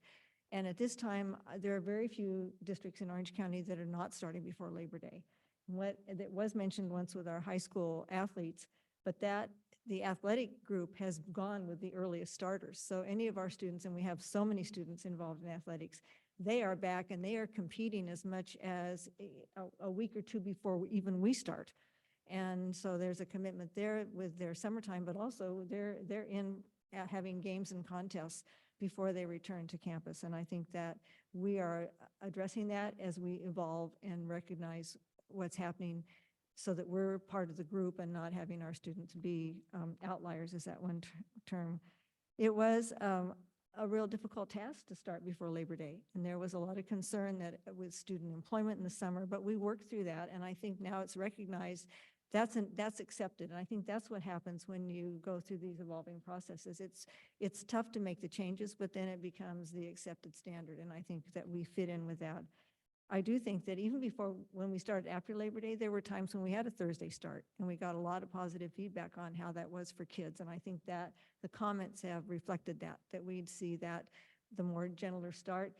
Maybe it's bigger for younger kids, but I come across all the times the articles every year, the parents saying, how do I help my kid get ready to go back to school? Because it's so hard with the change from the summer schedule to the school schedule. So I really think that we hear this recognition that it's valuable to have a softer start. And again, I think the data shows us that the full week at Thanksgiving has made a difference with the attendance on the first 2 days, which is a critical time. We want our students there on the first 2 days. And so that's, to me, is a good trade-off for if we have a full week at Thanksgiving. I've also heard over the years, many times, the teachers express concern about what they start during the shortened week and not want with so many students gone. So I'm glad that we've landed on a common place, and it does have still some compromise in it with moving the day, what we call the grading day. So I'm appreciative on both ends that there was willing to meet in the middle. So I think if I've said enough and we're ready to have a vote. All in favor of the calendar as proposed? Aye. Opposed? Carries 5-0. Thank you. Thank you for everyone for coming, and thank you for Dr. Kelly recommending that we move this up and thank you to the library presentation for waiting. And I would like to, I don't know where the right place is, but I also would like to respond to the request that we bring back the next 2 years, 24, 25, 25, 26. And so we do that as a consensus item, or do we do it on the next agenda? Consensus, it's fine. Do it on the next agenda? Okay, thank you. Thank you. President Vickers, it was to bring back 24, 25? 24, 25, And 25, 26. So that we can have consistency. Can I just ask Dr. Valorio on a feasibility question? So if we ask you to prepare a calendar that's different for a school year that starts in 4 months, 3 to 4 months, do we have some logistical challenges that the board needs to be aware of? No. Okay. And when would the meeting be that we would see that on? Would it be the next meeting? Next meeting. Very next meeting. Which the date of is 23rd, I think. May 23rd, because we have 2 meetings this month. I Yes. just want to make sure that the entire board is seated and Right. that we're aware that there's something coming that is of critical importance to look at. Yes. Yes. Yes, that was our Later than that commitment to would be families. problematic. Can we address the feedback, please? Quick question, does this set a precedent then for bringing things back multiple times? I think we only set precedents as we allow it. I think if to me, we're responding to requests from staff, from students, from parents. I don't, if I said that too garbled, you only set a precedent when you allow it. It doesn't have to be a pattern of every request. I would say something different, which is that for me, we were having a discussion about the calendar, and I feel like we have new information about how we are thinking about the calendar more holistically, and it's different information that existed the first time we voted on that. And I think that's an important distinction in terms of governance, because we set ourselves up to be willing to revisit every decision that makes people unhappy. And I don't think that's a great method for governance. So I agree. In this case, I you know, agree. We have new information. That's Yes. the driving force. Thank you.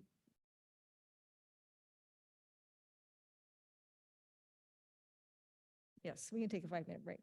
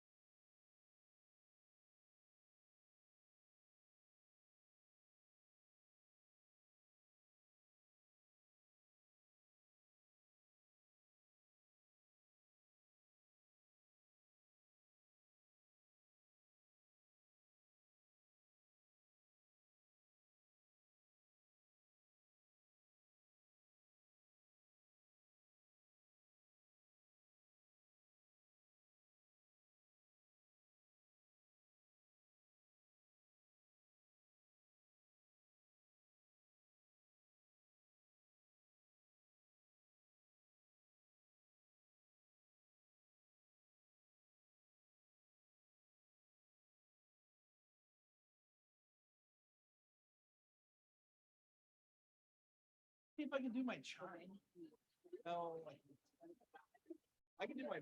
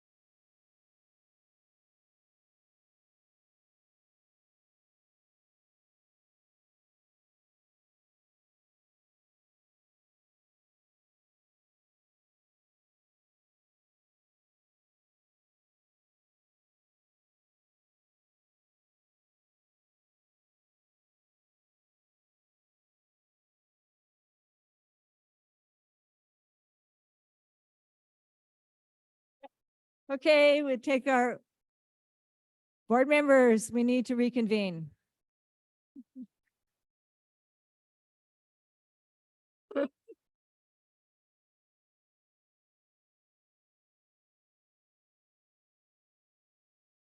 Okay, we're back to 7A, correct? We're back to 7A, and I, again, thank you for waiting for your presentation. Information item, instructional services, library and information services, strategic plan update. Dr. Mabry, are you introducing this? Thank you. Thank you. Good evening, board, members of the public. Thanks to the board's support, about a year ago, we were able to hire a second certificated librarian to go along with our already having 4 librarians at each school site. One of the first tasks we did in August, when all staff returned, was to start a development process for a library and information strategic plan. So really a framework to kind of guide our work for the next couple of years. It's a unique opportunity to look at what we're doing, look at research, look at best practices, and creative approach to move forward. And so we're really excited to share that with you tonight. I would like to invite up our district librarians, Stephanie Gamage and Glenn Warren. They will share an update on the plan and where it's at right now. Thank you.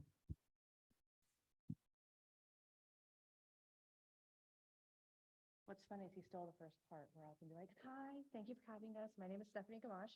I'm one of 2 of the digital media and library specialists. We do tend to call ourselves district teacher librarians. It's just a little bit easier. And I'm elementary. And I'm focused on secondary. And so we've created a library plan for which the link, you can move that forward. The link is found here and at that QR code. Feel free to look it up. But we're taking some highlights from the plan as we go through. So we're just give you the Costco sample of each little parts of it, not the whole lasagna. Here's a quote that I found just really descriptive of library work, especially school library work, that libraries allow children to ask questions about the world and find answers. One important way to empower learners is to encourage their own curiosity. When students are asking their own questions, we know that curiosity is alive and flourishing. Libraries connect curiosity with finding answers and thoughtful solutions. On this slide here, I just want to speak a little bit to the process timeline. So as I said earlier, like we started back in August in early August with all of our librarians to get together and really look at research, best practices, future-ready skills. And as you can see in the timeline up here, it really began this process around like what is most important to us. And if you look over on the right-hand side, there's little Post-its there, and there's even a little Padlet there with ideas. And it was them thinking through creating a vision, which they'll share with you, and creating a mission of like, what is our purpose within the school community, within the local community, with students, staff, and parents. So it's really that holistic view that they've done. They've spent a lot of meetings, you can see there, with staff, with administrators, with school leaders, the local library as well. And this is ongoing. This is a plan that continues to grow and evolve. They've met with some students. They're still meeting with some parents. But it's really, what I like about it is it's all at the heart of it is about the love of learning and curiosity. And that doesn't just live in the actual library space. It lives out in the classroom. It lives out in the community. And so what I hope you'll see today as I kind of walk through the different components is that they're really looking at all of that holistically, wherever students are at, that we're able to provide them that with their interests, their values, and the things that they love the most. Well said. I approve. The vision for our school library worked as a collaborative effort for all of our library staff at our schools. And to sum up librarianship is very difficult, but I think we landed on something that we're very excited about.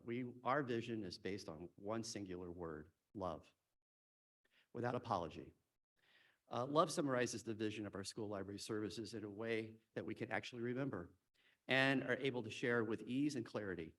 And love is an acronym for learning opportunities, valuing everyone. And that's our vision statement.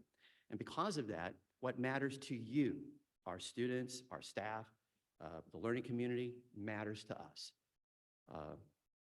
And it's our quest to pursue a lifelong love of reading, learning, and curiosity.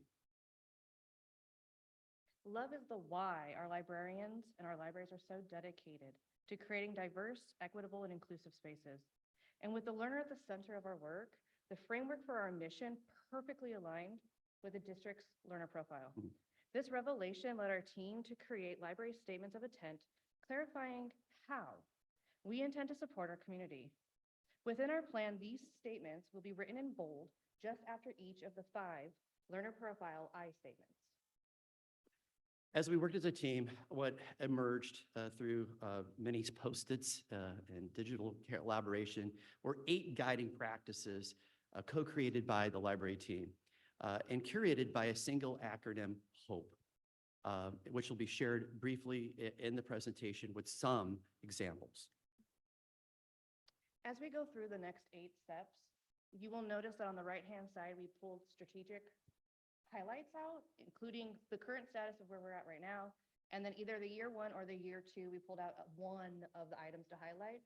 There's a bunch more within, so please feel free, like we said on the earlier slide, check it all out, see what we're going to be up to. So during our first library team meeting back in August, Glenn and I asked the library media specialists what they thought was the most important part of a library. It wasn't the books. It wasn't the physical space. Although those are still very important, it was actually how people felt when they walked into the space. We wanted to make sure that our students, the staff, whoever, felt welcomed, seen, and represented while also being provided with ways to expand their knowledge and ideas. Essentially, the library represents the heart of the school. The physical representation of these goals, though, can be easily seen within our books. We are dedicated to building our collections to ensure learners see themselves and the world between those pages. But I do want to take a minute and highlight the robust nature of our collections. At the high school, we have nearly 4,500 books. Thurston, 7,000. El Moro, 10,000. Top of the world, 18,000 books. We also have a pretty robust digital library that is continually to grow with 3,800 ebooks, audiobooks, and magazines. Through collection development and analysis, we continue to update and model these books over what our community represents. In short, libraries are the heart of a school because they create welcoming spaces that empower our learners to become empathetic citizens. And what good is those great collections if they're not being used? And so circulation matters. I'm going to pause here because I could not have engineered this better. While you had the last section, there were two young students, I don't know if you noticed, but they were grabbing books and they were reading. And that is exactly what we're looking for. They felt empowered here to go ahead and grab a book and start reading. So to build the awareness, so important. And at the elementaries, we've got great circulation numbers, terrific circulation numbers. Now, at secondary, it's a little different. And this year, we've actually focused on improving the circulation at the high school, as you know, at the high school library and also at the middle school. And I'd like to share with you, so far this year compared to last year, at the same time, the middle school is up 70% in circulation and the high school is up 76% at this time in circulation. So again, it's great to have the collections, but we want them used. Is that something we should address? Yeah. Yeah, one of the things is in the opportunities. Yeah, I guess I could address it here if that's okay. For example, as we listen to provide these opportunities for learning opportunities for folks, how do we inform our practice? We do something, we listen. We listen to our students, we listen to our teachers, we listen to the community, and it drives our practice. For example, parent voice was we needed some help. They said we needed some help with managing our digital worlds at home and with our families. So we provided a session for that. We were listening to teacher voice about teachers wanting to have greater choice in their programs for kids being allowed to choose the books that they're reading, not just being assigned to it. Now that's a little bit of a learning curve, and we've got some great books clubs happening, but we're trying to improve that. So we heard the voice there. We started something called Book Bites, which actually increased circulation to the middle school for sure. Kids were exposed to literature that they just, we told them it's just coffee. Go out for a date with a book for a minute. And they read a couple of pages, and some of them fell in love with the book. Some of them said, no, I don't want to go with you. But it was just great to see this kind of circulation happening. Plus, it advanced media and information literacy skills. And finally, one of the other reasons that circulation upped at the high school, we have something called Ask Our Librarians. And I'm happy to report that we have now over 1,000 questions that have been asked this year so far by our students. And those questions have driven, am I passionate about this? I think I am. It has driven our, what we've done. And by caring about that, it actually drove circulation as well. I think I over-answered, sorry. Go ahead. In order to provide these amazing opportunities, though, our libraries must optimize our organizational practices. Sure. That's a key component to this. Yeah. So our team works to manage our spaces through a variety of avenues, including shared calendars, DEI analysis. We also have partnerships with both students and staff, as you've heard a couple of times now, to provide resources that continuously spark that curiosity. We want kids to want to pick up a book and to have that love of learning and reading to continue to grow. A key aspect of this is getting desired books into the hands of our readers. Our district actually has one of the faster turnarounds when it comes to other districts in ordering and getting those books in. But one of our goals is to actually further improve our quick response time so that the high interest items get there even quicker. If we could become like Amazon, we totally would. In essence, we plan to harness the time, talent, and treasures of our community when leading our libraries. Another key guiding practice for our libraries is the management of our physical spaces. You're sitting in right now. Our priority has been to provide flexible and welcoming libraries that promote extended use. All 4 libraries promote their spaces through the use of digital and physical bulletin boards. You can see them around the room. Book displays and social media. We change them pretty regularly to align with the Heritage Months or other literary events such as Banned Books Week, National Poetry Month, Read Across America. Recently, our 2 elementary librarians were part of the 4CLE project, and they received beautiful remodels. If you have not had a chance to check them out, I highly recommend it. They're absolutely stunning. When asked for feedbacks, students overall had very positive things to say about our libraries as a whole. The biggest request or suggestion was actually more books. They wanted more books and comfier chairs, apparently. Oh, that's true. Feedbacks. Yeah, they were really big about that one too. It was pretty funny. So on top of that, though, while we want our physical spaces to be great, we also understand that our world is constantly changing, and we believe in self-reflecting and growth through a variety of professional development opportunities.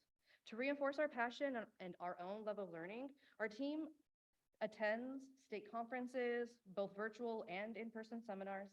We also participate in school library visits where we go to other districts, and sometimes within our own as well. We visit ourselves. It's kind of fun. It's actually a lot of fun. And we engage in reflective practices during our PLC meetings. Glenn and I also have presented sessions supporting library and information services, leading topics at both Q and CSLA. One of our team's future goals is to build our personal and our professional learning networks through collaboration and connections outside of our district. The learner profile has found its way into our mission statement because we fully believe in it. It's something where we share pride in the learner profile. And one aspect of the learner profile is the empowered learner. For students to be able to make their own choices. When you come into a library, just like the students were here today, they made their own choices on which books they picked out. That's empowerment, and we love it. So all students, all learners have 3 superpowers that they all have. And those superpowers for learning and being empowered are the interests that they have and the identities they possess, the curiosity and the questions that they formulate, and the creativity and the divergent thinking that they have. You know, if you've ever met a kindergartner, do you know they can ask a lot of questions? And by the way, they also are gifted at divergent thinking. Did you know that? It's true. And how many of us would like to have them keep that alive the whole way through? Well, that's what we want, and that's part of our mission. And so in doing that, we want to bridge the distance between the required learning in the classroom. This is a goal. Bridge the distance between the required learning in the classroom and the desired learning of the student that may or may not necessarily align with each other, and show without question the relevance of the things that matter to our students and what happens in our classroom. They aren't separate. They work together. So that's the goal for the future. Oh, I get to keep going. So with that is educational partnerships. You know, we want to partner with everybody. We think it's great to have great books. It's great to have great digital resources. But you know what's also pretty awesome is human beings. I'm pro-human being. I really am. I'm pro-human. I'm all for it. And what's so wonderful is that we partnered already with people internally in our district, with students. We partner with students. We partner with teachers. We partner with Ed Tech, with the unit design program, which is phenomenal, by the way. We've worked with that. We've worked with FRC in presentations, but we've also worked with the Laguna Beach Public Library, who's become a partner with us. Universities have looked at our draft plan and have thrown input on it. But one of the things we're most excited about for the future is our living library. Dr. Valoria had sent that out in an email a while back, but we are now actively trying to build that in a way that not just addresses careers or just directs to career talks and that kind of thing, but also to just feed the curiosity of our students. So it's been great. So that's for the future. Oh, have you ever met somebody who wanted to share the pictures of their kids? Here's the picture. You know, this is us. We could spend an hour or so just talking about this. You politely smile and nod. But every bit of this is so powerful from just this year that we care so much about. These are pictures. That's a high schooler that presented at the first AI Student Summit for OCDE, did a great job. In the next picture, this is all secondary, but here's elementary pictures that happened this year. Just phenomenal. If you'd like to talk to us more about this later, we'll give you an hour or two. And then finally, once again, just the overview that these are these 8 practices that we are focusing on and developing all around the hope that we're going to continue to improve and continue to advance the love of learning. Thank you for your attention, and would be happy to take any questions you have. Board members have questions, comments? So thank you for that. I'm really, really excited about everything you're doing with the libraries. I should just say that part of my comment is coming from comments from my son, who came home and reported that he had this great meeting with the new head of the library, who was asking about books and what people like to read and encourage them to pick up a book. Anyway, he was excited about it. He's a reader, so, you know, you have reached the kids. Thank you. Oh, I think I'm going to faint. I felt a little clapped. Yes. This is a very minor question, which comes from that. But one of the things in the middle school is that the kids who like to do their work or read during lunch break, which is great, it's like an extended amount of time. I know they can play games, they can engage with the library, but they're not allowed to eat. So if he chooses to do that, he doesn't eat, and then his teachers in the periods after lunch have a very much harder time than they otherwise would because, you know, kids are hangry. So, you know, I don't know if there's maybe a table or a way to do that.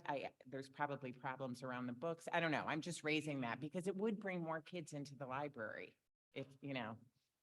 I love your question. And so what I will say in response to that, we are constantly trying to build consensus and agreement with our team. And we're in that process right now. So thank you for sharing that. Thank you. Thank you.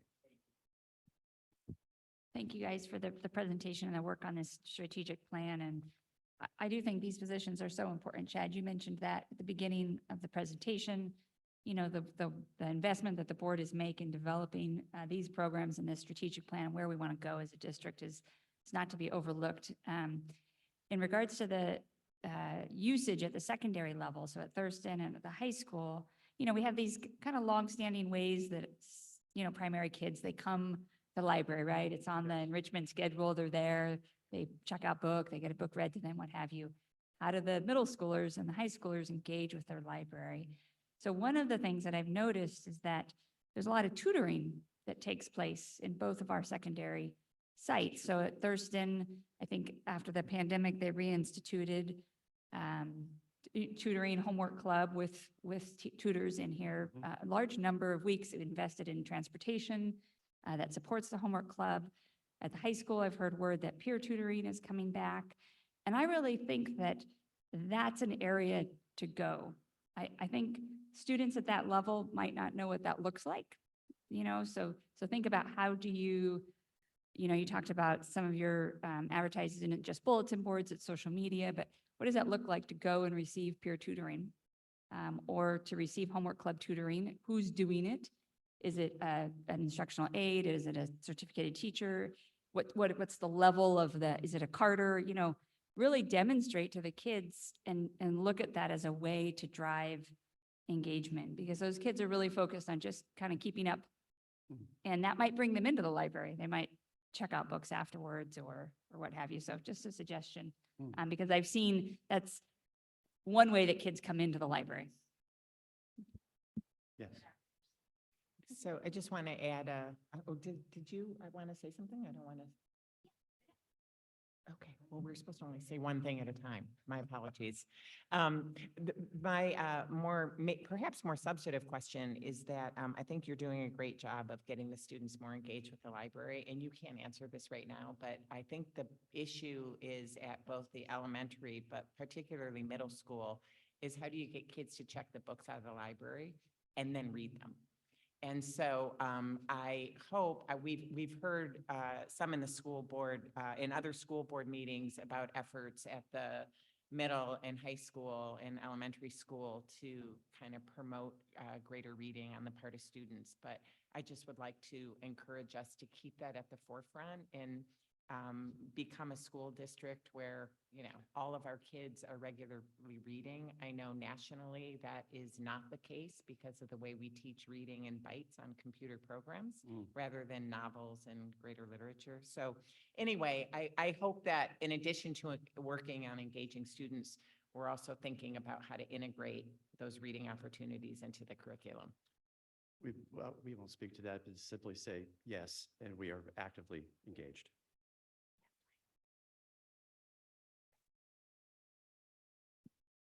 Do we have tables in our libraries? I know in the high school, I've seen tables, but I haven't seen them.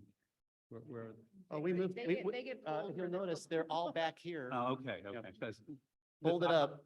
I know that the college that I ran that we got rid of most of the books because they were really old for one thing, and we sent them to Africa or someplace like that.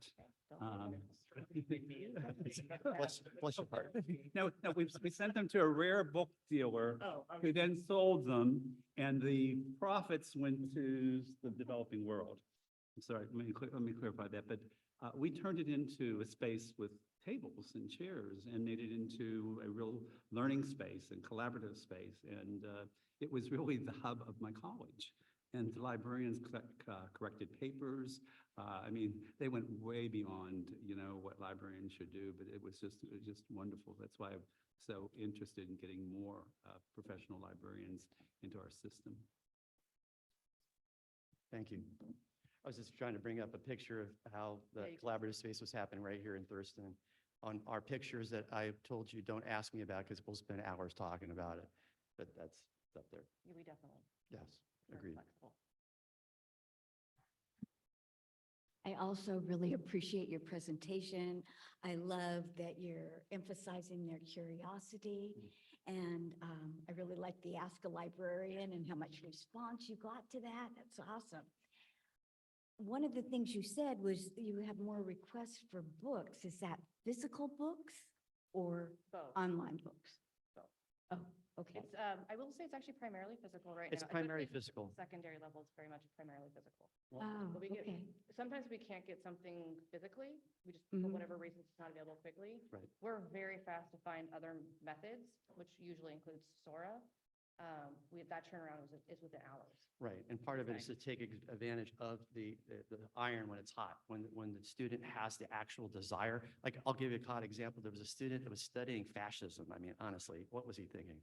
But anyway, he was studying fascism, and he needed this specific book, and the request came in, and we knew the response needed to be quick.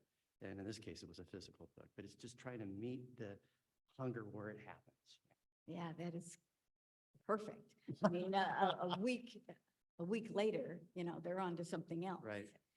I just also wanted to comment, I had a couple students, former students that are adults now, talk to me about how much the El Moro Library meant to them. They went to school there and they said it was their safe place and it got them through. So I know libraries do that. Yeah, next slide. Here, now we're talking about it. Here we go. Oh, is it there? It should be there. Oh, no, I moved it. On one of them, you have there's a really beautiful photo of El Moro on one of the slides Yeah. that is them in the morning, and it is Beautiful. jam-packed now every morning. The kids are there because they all have maker spaces now, It's beautiful. or the two elementaries do. So they absolutely adore that Yeah, space. they do. It's stunning what she's done with it, by the way. Like, please check out the El Moro Library. Yeah. We're modeling after that one. One of the data points I asked the folks at the elementary school to gather was just at the beginning of the year, kind of really talking to the students about, how they enjoy reading and to what extent they enjoy reading.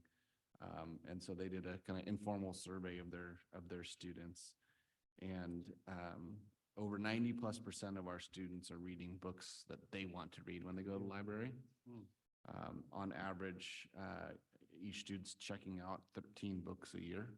And so the circulation at the elementary school is pretty amazing. In fact, it's, I think, to their point around getting additional books and keep getting new books on topics. So I know, Glenn has been reviewing, Thrively data around student interests and finding books that we can bring in based off that interest. Because if we don't have a book about jets and we've got a bunch of kids who want to learn how to fly a plane, buy some books about jets and let them know, hey, we have some books about jets, and all of a sudden they get checked out. So, I think what we have going on in our schools specific to kind of reading, free reading at the elementary school level in particular has been just out of this world in many ways. We are trying Beanstack, right? That's correct. Something we're continuing to look at as a way to incentivize and continue to incentivize reading. But even without that, you can see our students are heavy readers. Obviously, we recognize that as students matriculate up, they get a lot more assigned reading to them, upwards of 8 to 9 novels potentially a year.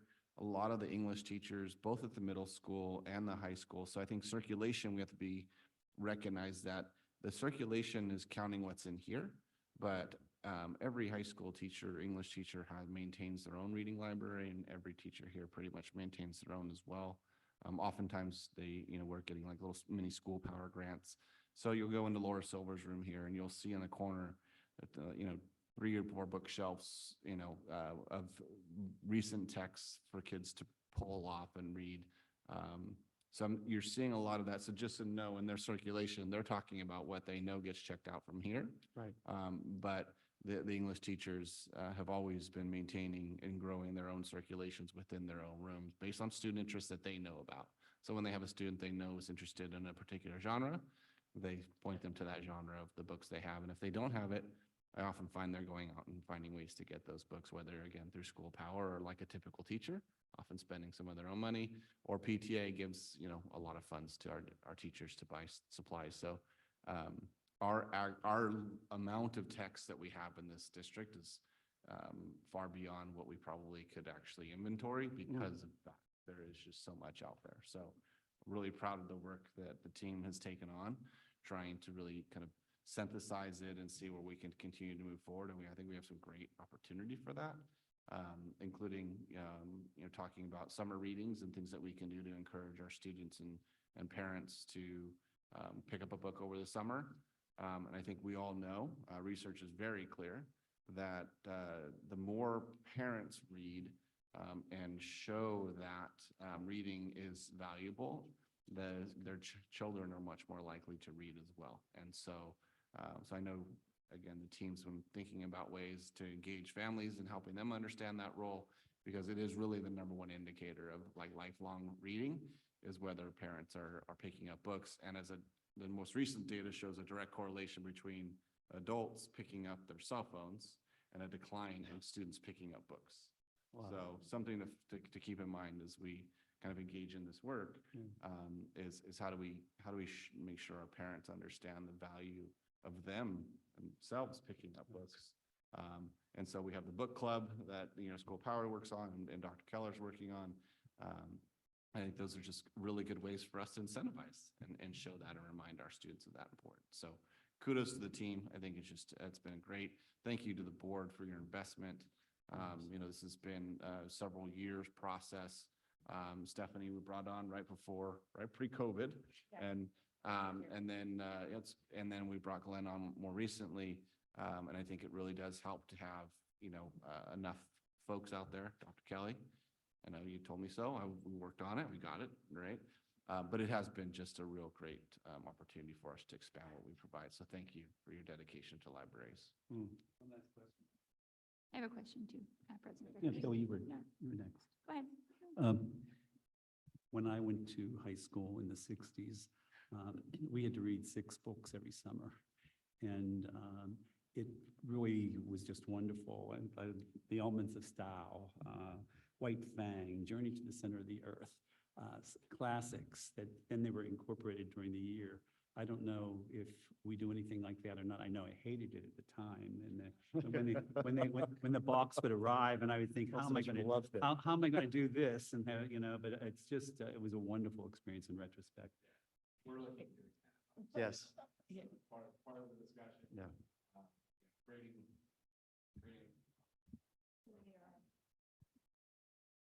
There we go.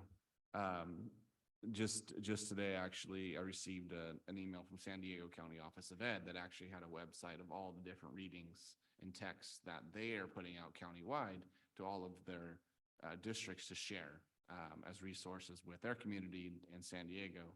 So Glenn and I just via email today, we're talking about how we can do that. But I also talked to Principal Vidal, specifically, middle school, high school often have assigned readings that they're doing over the summer. Or some students just do like to get ahead and read some of the texts. But I think in the middle school, Principal Vidal was talking with his department to look for ways to do just that, maybe not so many, but to really try to find ways to give students choice in reading, because we just want them to read. And so if we assign them specific texts at times, I think that we can kill the joy of reading when it's a text and, that you may not love.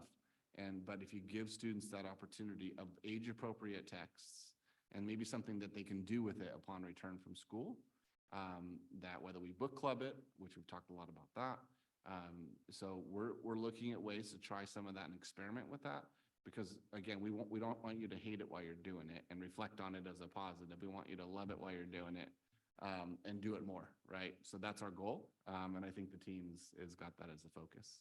I just want to add a quick thing that's on point with that, and that's that my older kids were in a different district, and in middle school, they got a reading list, like a bibliography the last week of school, and they could pick whatever they wanted out of that. Like, it wasn't a painful process. It was like, when you go to the beach, these are the fantasy books. And they all read every summer because there was just a sort of expectation that you came back to school having read books. And it was part of what you did in middle school in the summer. So I strongly encourage you doing that, and second your statement about. That's okay. I wanted to shift gears a little bit on your opportunities page. You talked about year one goal, increasing research skills and copyright lessons for target grade levels. This prompted me to think about a comment that a middle schooler made when there was an assigned reading that they didn't want to read and how they were just going to AI the book. So, let's leave that point aside, but what better way to think about research skills than to be tackling this next year with our secondary students? So can you talk to us a little bit about, what are some creative ways that you've seen other leading districts or your own ideas about how students can be at the forefront of how to use these types of tools? And Carter, feel free to jump in here, but this is like a whole area we're not really talking about enough. And the students are there. They don't want to read the 300-page book if they can AI it. And again, that was verbatim from them. So. Yeah, I was gonna make a couple comments, but first I just want to respond to the summer reading thing that was mentioned. Some of the classes at the high schools do actually require summer reading. Like I read Antigone last summer, that was required. It's like there is some expectation that you do read over the summer. I mean, I don't know if I would say fun. I mean, it was difficult. It was Antigone, Sophocles. It's difficult. It was a difficult text. But in response to the AI, Mr. Warren, I have access to ChatGPT-4, and I use AI quite frequently with, for my school appropriately and, ethically. And a lot of the text, especially for, AER that I do, a lot of the text, I obviously don't want to read, 300 pages, 400 pages of a book. I mean, it's a long time. And so what I'll often do is instead, I'll put it through I'll put it through ChatGPT and ask it to give me a summary or give it the important points. So I think it's definitely a point that students are beginning to use. But in regards to like English class and like, okay, you have Of Mice and Men to read, and that's a tough text, a long text, hard language. A lot of students, I would say that typically do use some sort of other form to go through the text to get the main points. I wouldn't say that every single, I think this has always existed. Not every single student reads the whole book or the whole text. And often, Spark Notes or Cliff Notes is the way that the students go about it to get it. And I don't necessarily think it's if that's how they have to get through it, that's how they have to get through it. But I would say the majority of the students actually enjoy reading the book to an extent, at least in the honors classes and the AP classes, because all our discussions in class revolve around that book. So for example, we just read Death of a Salesman, the play in my AP English literature class. And it was really relevant. Every student I've never seen all of our students in my class engage in discussion like that. Because it put the American dream on test. It put some really crucial ideas to our society to test. So I would say that yes, students do use artificial intelligence. They use ChatGPT, they use Spark Notes, Cliff Notes, all that stuff to go through the text as well. But I would say a lot of students actually enjoy going through the text, especially the ones that feel relevant to them. I know Miss Benson has a book club in her class where students have choice. They get to choose between a couple options. My brother just read The Fault in Our Stars, or we could have read, Poet X, and he had a variety of options you could have chose from. And so I think the majority of, my brother, a freshman, I see him sitting on the couch reading. I don't see him putting it through ChatGPT or something. And he would be the one if he thought that would be the quickest way or the best way to do it, he would put it through ChatGPT. I know that. So I like just, thinking, our students typically do read the books. As kind of a long answer to your question, Clerk Osborne. Carter, love your point about how having a discussion makes it so much more interesting. And I know one of the things I read about that got younger kids to read is to have a parent pick out a book with a similar theme. So maybe you're reading a book about friendship. A parent would also read a book about friendship, and then you would discuss what was going on in your books about friendship or about an animal. And if you had another sibling, maybe they also would too, because kids want to talk about what they're reading. And so anyway. Yeah, I think that's really relevant. In fact, it's funny that you bring that up. In my class, I know this for many students, but at least for me in my class, we read Their Eyes Are Watching God by Neil Hurston. Great novel. And my mom was reading Native Son by Richard Wright at the same exact time. And so those two themes intersect, I think we see that already. Those two things intersect exactly. I mean, you have such, like Zora Neale Hurston, such an interesting view on racism in the country. And then you have Richard Wright, fascinating view as well. I mean, those really intersect. And I think that fosters discussion at home and it, extends the learning outside of the classroom. Would be cool to have some, yeah. Symbol you are, what we're doing in our schools. Thank you.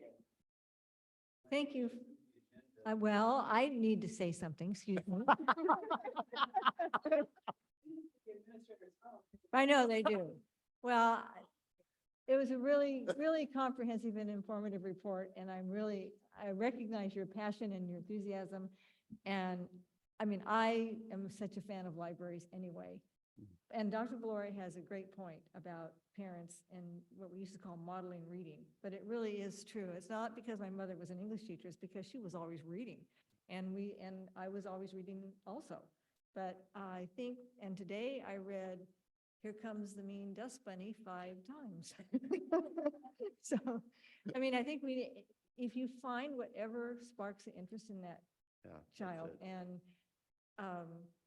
it takes different things for different students. I mean, some students, because reading may not be as easy, actually, the mechanics of reading for some students, but I think the variety of things that you're looking into. But again, that point of as you outreach to parents, because it has moved into that time where they pick up their cell phone, as he mentioned, and that's, rather than picking up a book. So anyway, thank you for all that you're doing. I think it's so, what do they, you learn to read and then you read to learn, but it also is pleasure. It's reading with pleasure besides reading, informational reading. I mean, students have to do a lot of informational reading, which they may not love, but that's what you do when you need to learn about something. And there are shortcuts, so the last time I had a student go through it was the Cliff Notes. Gotta get this. You're at the end of summer, right? And we did have required reading in a lot of classes at the high school, and it was going to have assignments when they first returned. So they needed to get that done, but it's like, could you please read this book? Then you're down to the last night. Well, we could watch the movie. Anyway, it's all good. I really think it's essential to what we do. Yeah. Thank you. Well, just like when you have a love for something, you dive into it. So we know that if students fall in love with reading, they read. But going back to the research question, if they fall in love with something they want to learn, they research. So again, just like the spark for reading, it's the same for media literacy skills, for them to spark what they care about. And by the way, I thought it was hilarious that we ended this with a book club book talk discussion, so it's fantastic. Thank you. This is where we step away. Who needs the clicker? Pardon? We will go to section 8, action item, business services. Do we have public input on that item? Resolution 24-03, resolution of the Board of Education acting as the legislative body of Community Facilities District number 98-1 of the Laguna Beach Unified School District, authorizing the levy of special taxes within Community Facilities District number 98-1 for fiscal year 24-25. I see none. Thank you. Mr. Dixon. Thank you. As the board might remember, this is an annual resolution in relation to our Community Facilities District, and the location is out in the Crystal Cove area. Just one point on this, the Community Facilities District operates much like a general obligation bond, but rather than it being voted on by the homeowners, it's actually agreed and negotiated with the developer of those properties prior to homeowners taking occupancy. So they're still paying the CFD taxes as you would any ad valorem tax like a general obligation bond. The only difference between this and our current GO bond that expires in 2028 is this expires in 2034. And all that information is in the attached report with the resolution. And like I said, we bring this back annually until the end of 2034. With that, happy to take any questions. Mr. Dixon, is it paid by the developer or the now occupying homeowner? Good question. Now occupying homeowner. Any other questions? That part of the city, is that unincorporated? And so this is the only Correct. money we get from them and they can send their kids to our schools? Correct. They're still within our district boundary, but they are not technically part of the city of Laguna Beach. And another fun fact is they are exempt because of the Community Facilities District. They're exempt from paying developer fees if they were to develop or expand their property. So where does their tax dollars go, their real estate tax dollars go? Property tax. Property taxes. But do we get part of that? And does the Correct. city- Yeah, the city they're gets- within our district, so they do contribute to the local property tax revenue for our Good. district as well. We don't have room. Second.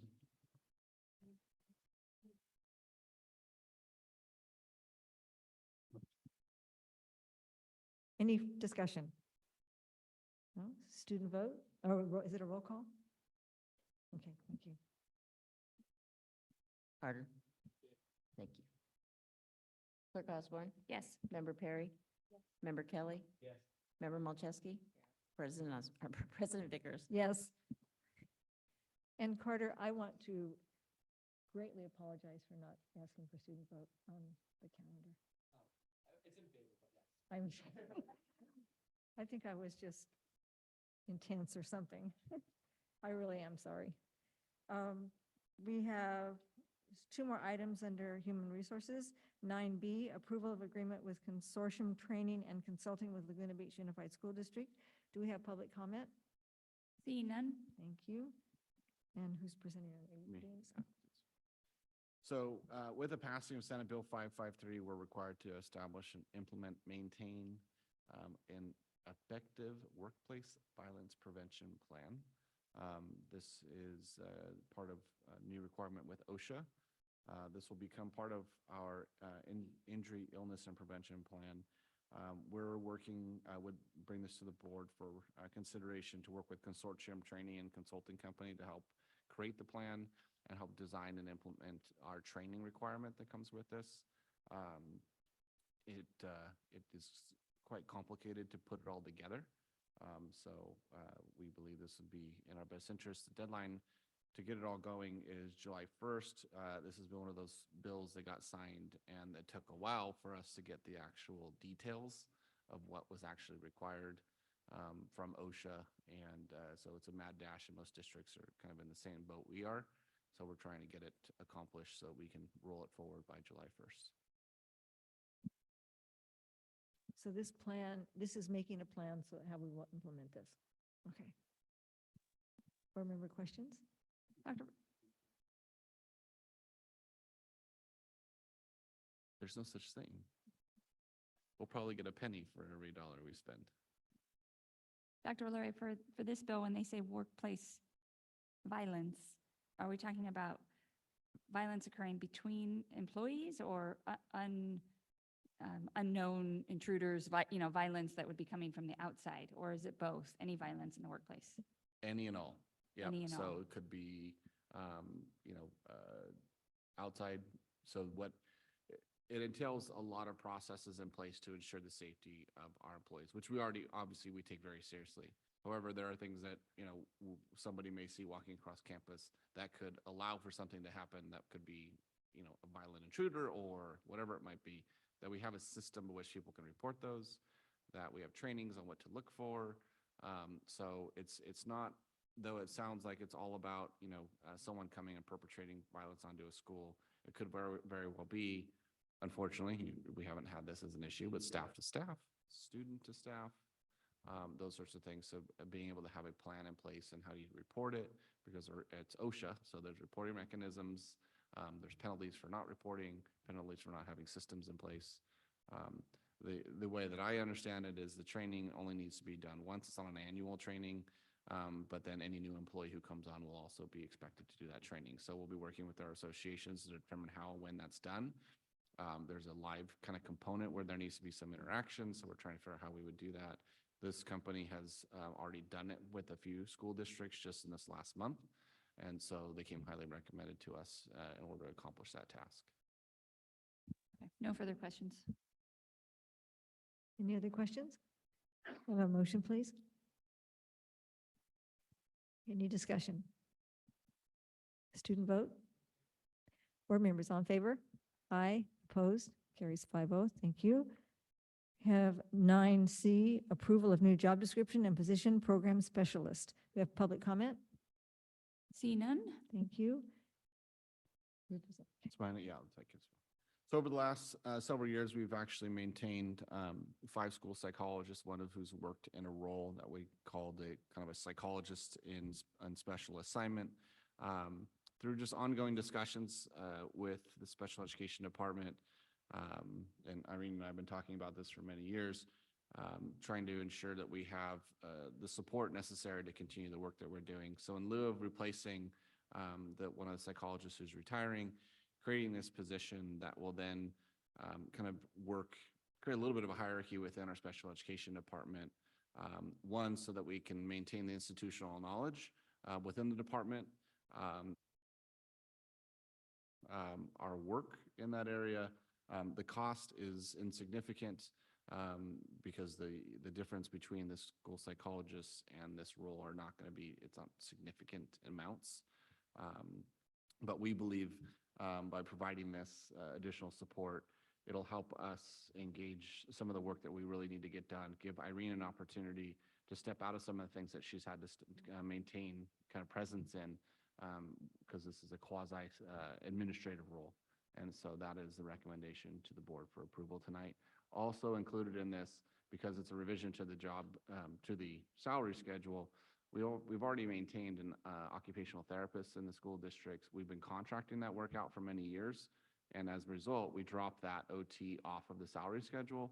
So with approval tonight, it'll add back on that job description, and we plan to fill that role moving forward. We've had a job description. We're going to budget for it this year. We've been, as you saw in the backup, we've been continuing to spend a large amount of funding on outside contractors for this work. It was actually one of the recommendations from the FICMAT team many years ago for us to consider, and we believe we're at a point now where we should add it back in. So just adding it to the salary schedule. Again, job description already exists, just has been unfilled for many years. Questions? I noticed that it said the occupational therapist would be a classified employee. They're not, they don't have a certification. There's no credential. So Okay, so it's not like a speech pathologist. the speech pathologists have, yeah, they have state credentials. The No, I know OTs that. don't, yeah. So that's been actually a recent phenomenon, Member Perry, so that's a great question. Some districts have put them on a certificated salary schedule. However, when you look at STRS and talk about credentials, they don't have a state credential. So there has been a push at the state level many years ago. There was a push to pass some legislation to add them as a credentialed employee, which then they would fall under that, but they do not have that, and it could cause some challenges. So we are following the plan, the plan like many other districts, which is putting them as an unrepresented member on the management salary schedule. We have several other folks that are also in that same boat. And yeah, it's simply because it could be complicated for them. They do take a state test, Doesn't matter if they don't have a but that's credential. not a credential. Yeah, Okay, You have to, has to be an actual credential. okay. And that, we don't want to put somebody in a position to run into retirement issues later on because STRS says it wasn't an eligible position. So it'll be a classified position and they'll be in person. Okay, okay. And, and,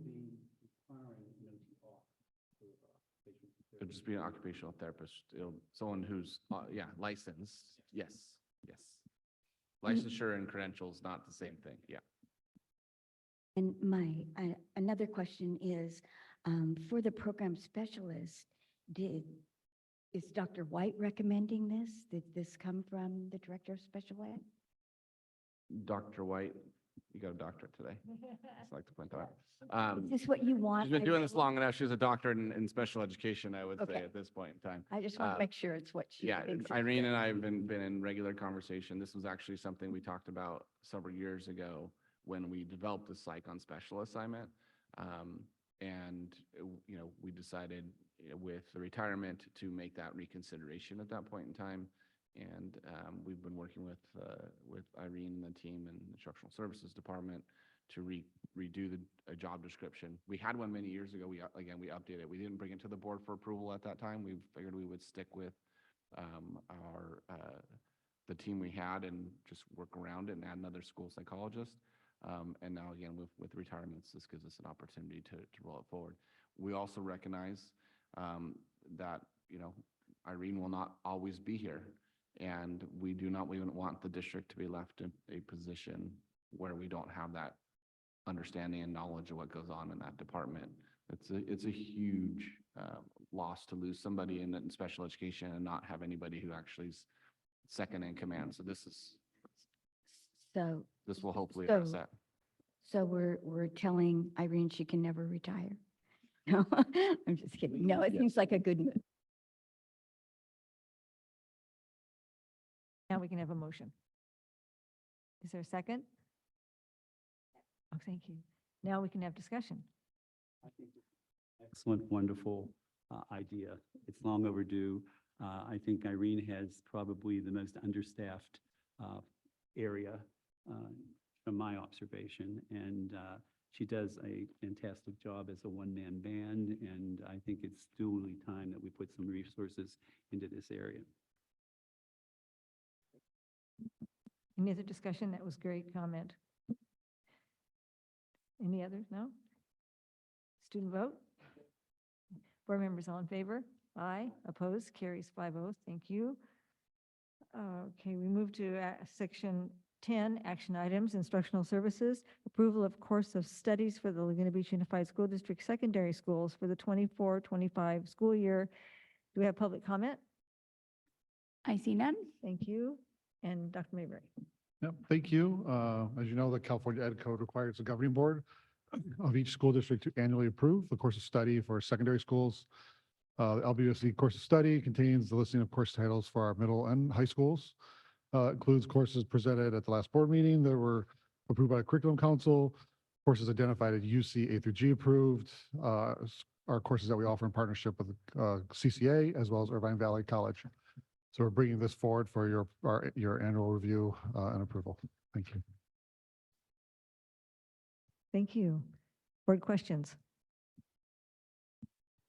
None? Then a motion, please. Discussion. I was just looking up in California Department of Ed and some of the information that we get really talked about board approval and board approval of curriculum, et cetera. And that, and we do this, like if it's new material, we put it out at the district office for parents to come see. But they recommended, and other school districts have recommended, especially for something like our ethnic studies class, which I think is going to be fabulous. I'm all for it. But that you really make an opportunity available for parents to see what the curriculum will be. It's difficult because it isn't a textbook. It's a series of things, but to be really transparent, that it's important to give parents a chance to see it. I think they'll think it's great, but I wondered if we could do something at the beginning of the year before students start that course, have some materials out and just have a time at the district office or something. Maybe nobody will come, but we can at least say we tried.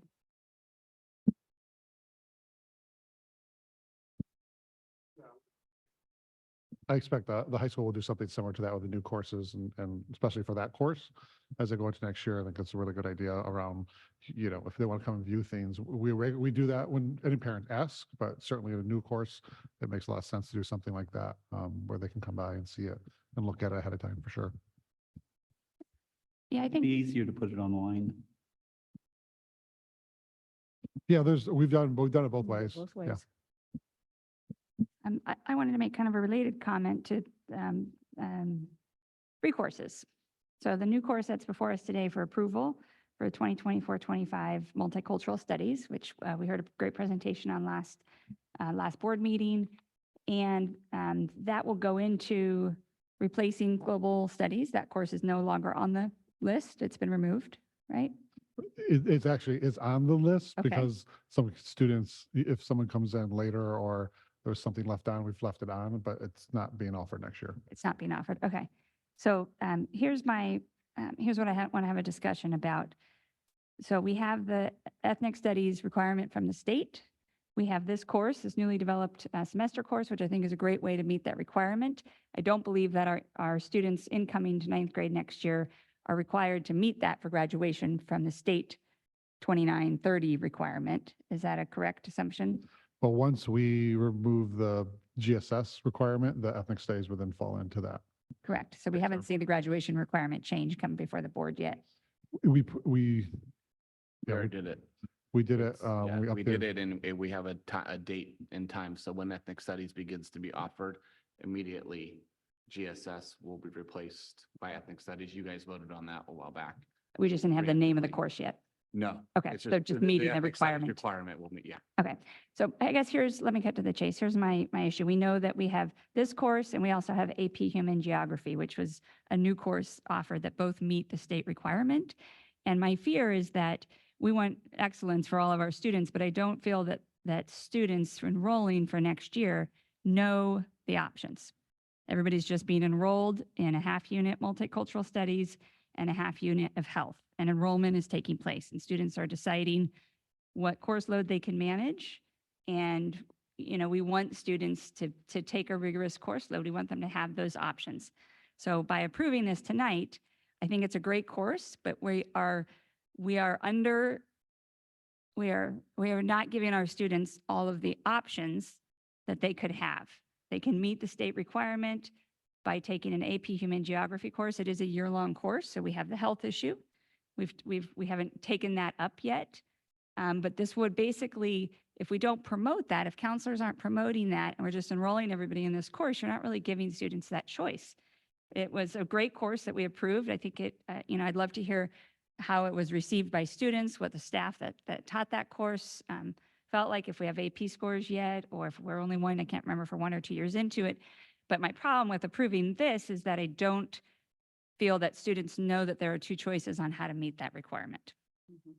So, and that's an issue. This is an entry-level AP course that a lot of ninth graders at a lot of schools take it in 1 semester. We've got it over 2 semesters. So I really want more explanation about that. So I actually we met with the counselors this week. They meet weekly at the high school, and we were talking about this exact question, just around different ways, especially with new courses, right? Like, as they develop, we learn more information about how it fits in or what are our options. If it was like we talked about last time, semester, year long, the plan with this course was to develop, the semester course, right? And then look at year-long options next year. So, but they were talking just exactly about that, of like, we're talking about different ideas around ways they can go up to the middle school and maybe go back and share more information or reiterate different information around this exact topic. So I know I don't think they finalized anything that they were doing this week, but that was a point of conversation this week, was like, what are ways we can go back and make sure they have all the information to make that decision? Thank you, because we want that opportunity for all students, especially ninth graders. There's a lot of balancing with what their course load is. Carter can probably speak more about not overwhelming yourself in ninth grade, but knowing the full landscape of choices. And then I really want to say I support some type of hybrid health choice for students that want to do that in a different manner. There are many ways that health is being offered across the state that have evolved from a five unit half year, 1 semester course. So thank you. Thank you for bringing that up. No, that's really important. And I know we've talked for a long time about other ways to do the health course. I also, though, this is middle school also, I also wanted to ask Carter, what was your most valuable class in middle school? Wow, that's quite a question. Probably for me, my most valuable class in middle school that I took, I would say it was probably, it was not an elective, it was a core class. I would say probably for me, it was Miss Schaefer's sixth grade English class. I would say that was incredibly impactful. I mean, we read a variety of texts in that class. And so I would say that was probably most impactful for me. And I just want to say one thing to member Clerk Osborne's point earlier, but she did ask about, like managing the course load and stuff like that. I think that our counselors do a really good job, the way they set up. Like you can only take there's only so many honors and APs you can take as a ninth grader. Like for me, I was maxed out at accelerated geometry and honors English 9 with Ms. Benson. Like there wasn't obviously there's more offerings now, but I think that we do a really good job as a district. And there's only so much you can do because really, I mean, once you get into high school, it's a big change from middle school, like the amount of homework you have to do. So I would say I think overall students, feel fairly well prepared. My brother took the AP Human Geography course this year. And I think, I mean, obviously it was, it's his first year and it's its first year. So obviously there was bumps and it was turbulent as with all courses in their first year. But I would say overall, he was maxed out. He was in accelerated geometry, Miss Benson's honors English and honors Spanish 2 with Garvey. Like he did the full thing.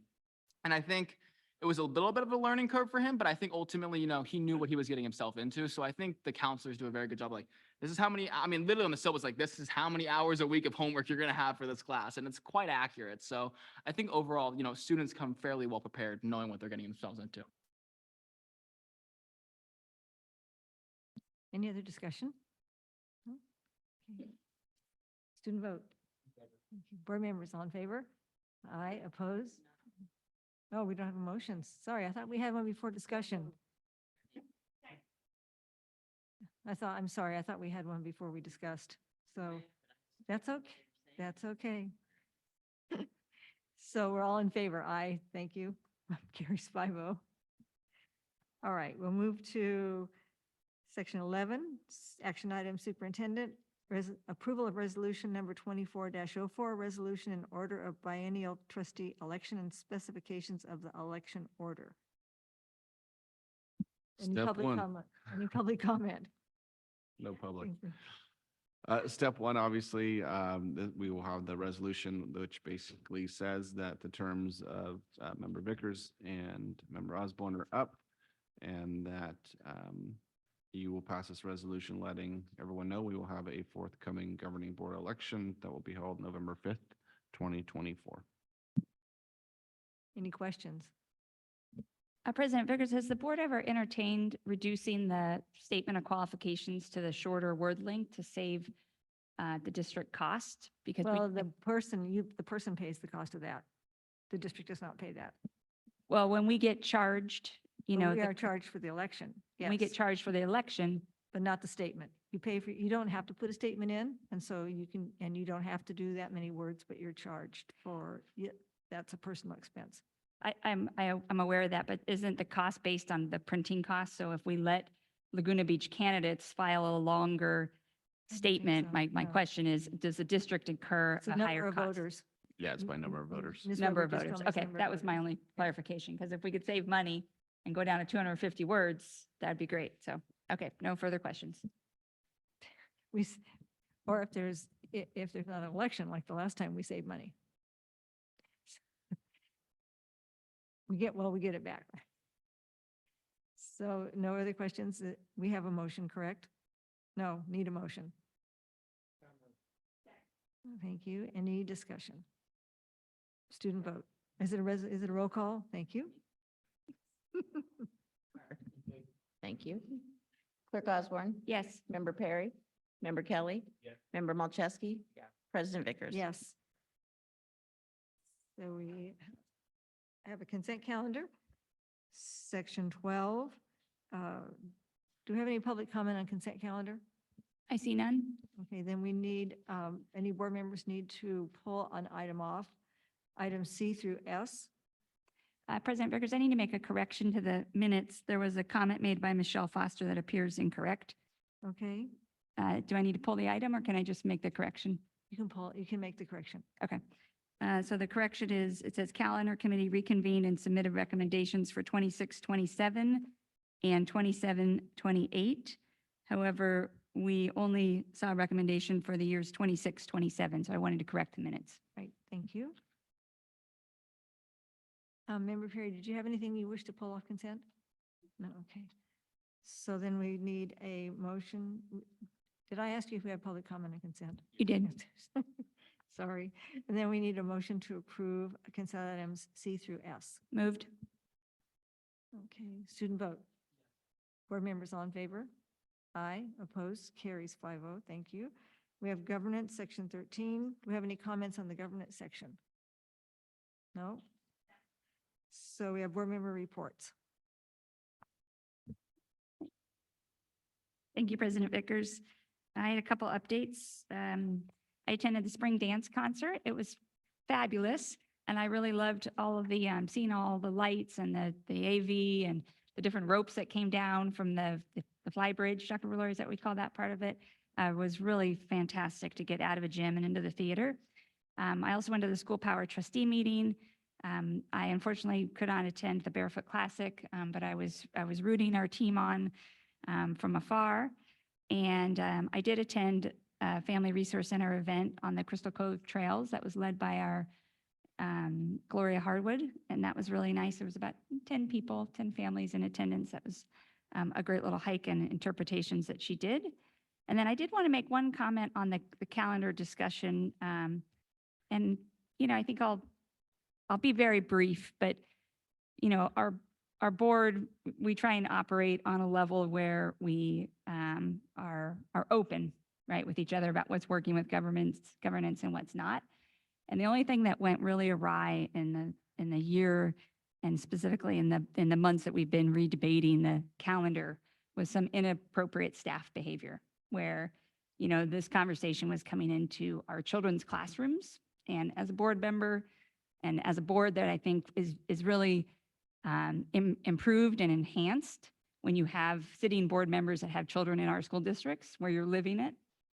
It's very hard to serve on a board where your children are experiencing that kind of interrogation from their own teachers. That's not a safe space. It makes it very hard to serve effectively on this board. And I just want to share that with you guys, because there are two of us here that had to deal with that and hold it all together and listen to all the new data and listen to all of the great input that we got, but also deal with our children. And we're not paid to do this work. It's not our career. We do it on a volunteer basis. And I really thought that was inappropriate. I really appreciate our superintendent's response to that. But it's very hard to govern effectively when you have your family at home saying this is impacting them. So I just wanted to share that with you guys. I'm really proud of us and the work that we did, the new data that we analyzed, and how we were able to come to a consensus on the calendar that meets the whole community's needs. So thank you very much. I'm really sorry that happened, and it certainly shouldn't have. And I worry from the standpoint of a woman that, well, Jan and I both knew on the Capital Board resigned and left her board because of something like that. And I would hate to see that happen. As far as what I was involved with, I only did the same as Dr. Valoria, the Zoom symposium for environmental, the virtual, which was fun. I didn't watch the whole 8 hours, but it was very interesting the way they did it, and I got a lot of good information. That's it.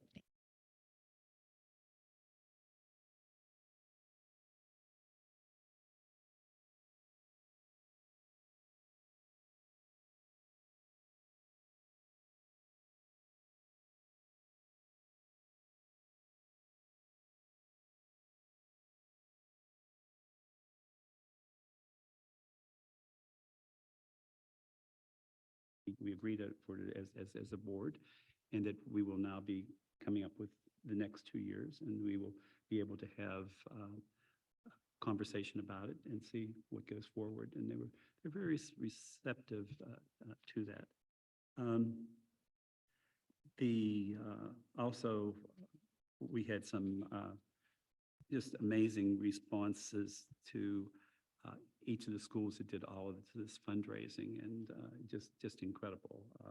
I don't know why the high school can only raise $5,000, but You don't know why the high school what? can only raise $5,000 since, elementary schools are raising. Yeah, I don't know if the parents are burnt out by the time the kids make it to high school, because, well, that group just blows me away as far as everything that they would do and everything they're planning. Our teachers are going to be so overweight by the time the school year ends with all the appreciations that they have all planned.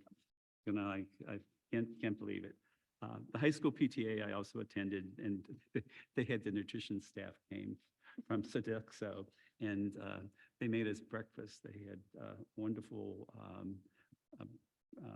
muffins and eggs and just granola and whatever goes with that. Yogurt. It's just the word, trying to get that, just trying to get, no, it's just my bringing the word down, the yogurt. But I mean, it was spectacular. And Sodexo, you know that I really think they do a superb job. But yeah. The foundation scholarships, there's $460,000 is going to be given out to 126 students. And I believe the date is May 31st. Yes, because I got an invite inviting me to it in June. And I brought it to their attention. They couldn't believe how I got it, but I felt really good when the superintendent told me he also got that invite. I didn't make this up. 126, I thought it was. So that's just incredible. And I also got to go to the Barefoot Golf Tournament. Of course, I didn't play because I always win a trophy if I play as the worst golfer. So my partner and I had a wonderful dinner with our group, and it was just a lovely event. And that's my report. Thank you. Thank you, Kelly, for your comments that I will not, so I won't add anything to that, but second them, and I have no report beyond that, so thanks.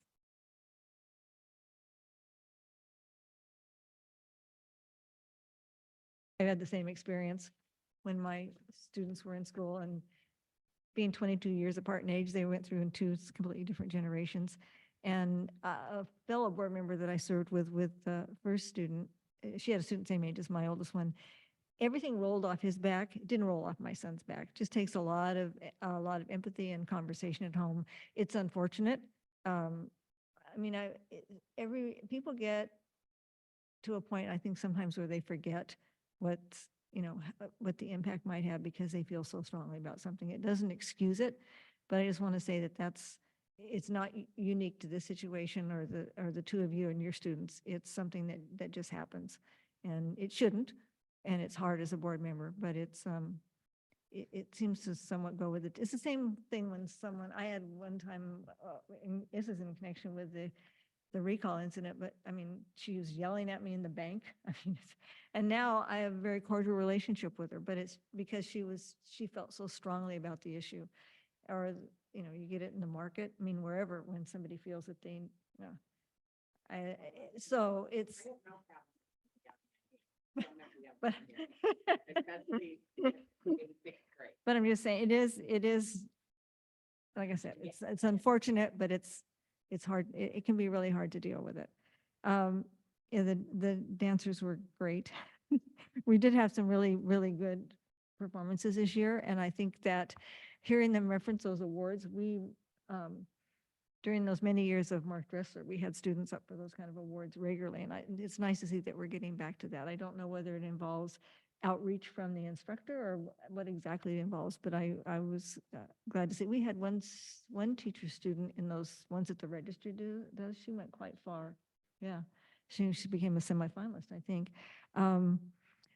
Jeff, I appreciate your strong response on that with the with the roundup, because we did take a real clear stand on that a number of years ago. I think you said at least 3 years ago that we would not have that in the district. 6 years ago, yeah. And it was, I knew when I felt confident when she was speaking that she was incorrect. So it was good to have that response immediately so she wouldn't go away thinking otherwise. It's been an issue with the city out in some of their open spaces where they've been spraying. And so right? The city uses Mariposa. Yeah, they do. The company they referenced. Oh, and it's still toxic. I mean, it's still, yeah. Sells it. And, well, no, we're not allowed to sell things that, are toxic. And so it is, Yeah. I wouldn't recommend it to anyone. but- No, but anyway, we had, Jeff also referenced the GFMC meeting, and he provides a lot of information, and we always have our certificate and classified there, so they get that information and see what the impact has been on housing and the downturn, and know that, he's keeping that in his estimates. So that's great. Dr. Valoria.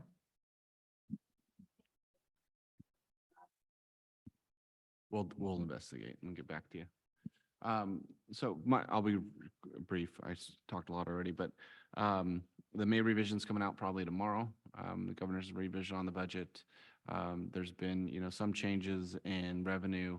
Obviously not a significant amount to, get the deficit covered. That will have some implications for us. Obviously, cost of living increase. We'll find out what that will look like. Under the governor's proposed budget, it was less than 1%. Obviously, any changes in Prop 98 impact some of the things that are coming towards us, one of which is Proposition 28, which is based on Prop 98. So now, there could be a fluctuation from anywhere between 800 million to $1 billion is what they had said originally. But that money is now going to fluctuate year to year, which is a shame to have try to plan accordingly with money that fluctuates that way. But it is what it is. There are a lot of education bills out there, some really interesting ones. I would hopefully we'll start to see them kind of die off. But one that really kind of piqued my interest, I think it's Lowenthal had presented one related to kind of just expanding the expectations of school districts to really police off-campus behavior. And as we all know, it's quite a challenge, especially in the digital age. And so I'm not sure if that's going to gather any steam and make movements. A lot of these things will start to get tabled for the out year and then get picked back up after summer recess. So I'll keep you apprised of any of those. And then last but not least, myself, Clerk Osborne, President Vickers are signing individual letters to the mandate office because TK, not being funded as a community funded district, we believe is an unfunded mandate because we're the only districts that were kept out of that. And so there is a planned hearing. I think it's not until Thanksgiving, but they're starting to get the feedback now for that planned date. I'll keep you apprised of that as well. And there's all sorts of rules of how to put it in the Dropbox. So I'll do it for you because it's a pain. But we'll just make sure we get our voice out there as well as other community funded districts. So that's my report. Thank you. Yeah, okay. Great. Yeah, that's a lot.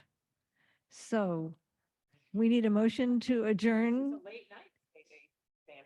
So moved. Let's get Carter. There was a second for the adjournment. Thank you. All in favor? Student vote. Aye. All in favor? Thanks. Passes by vote.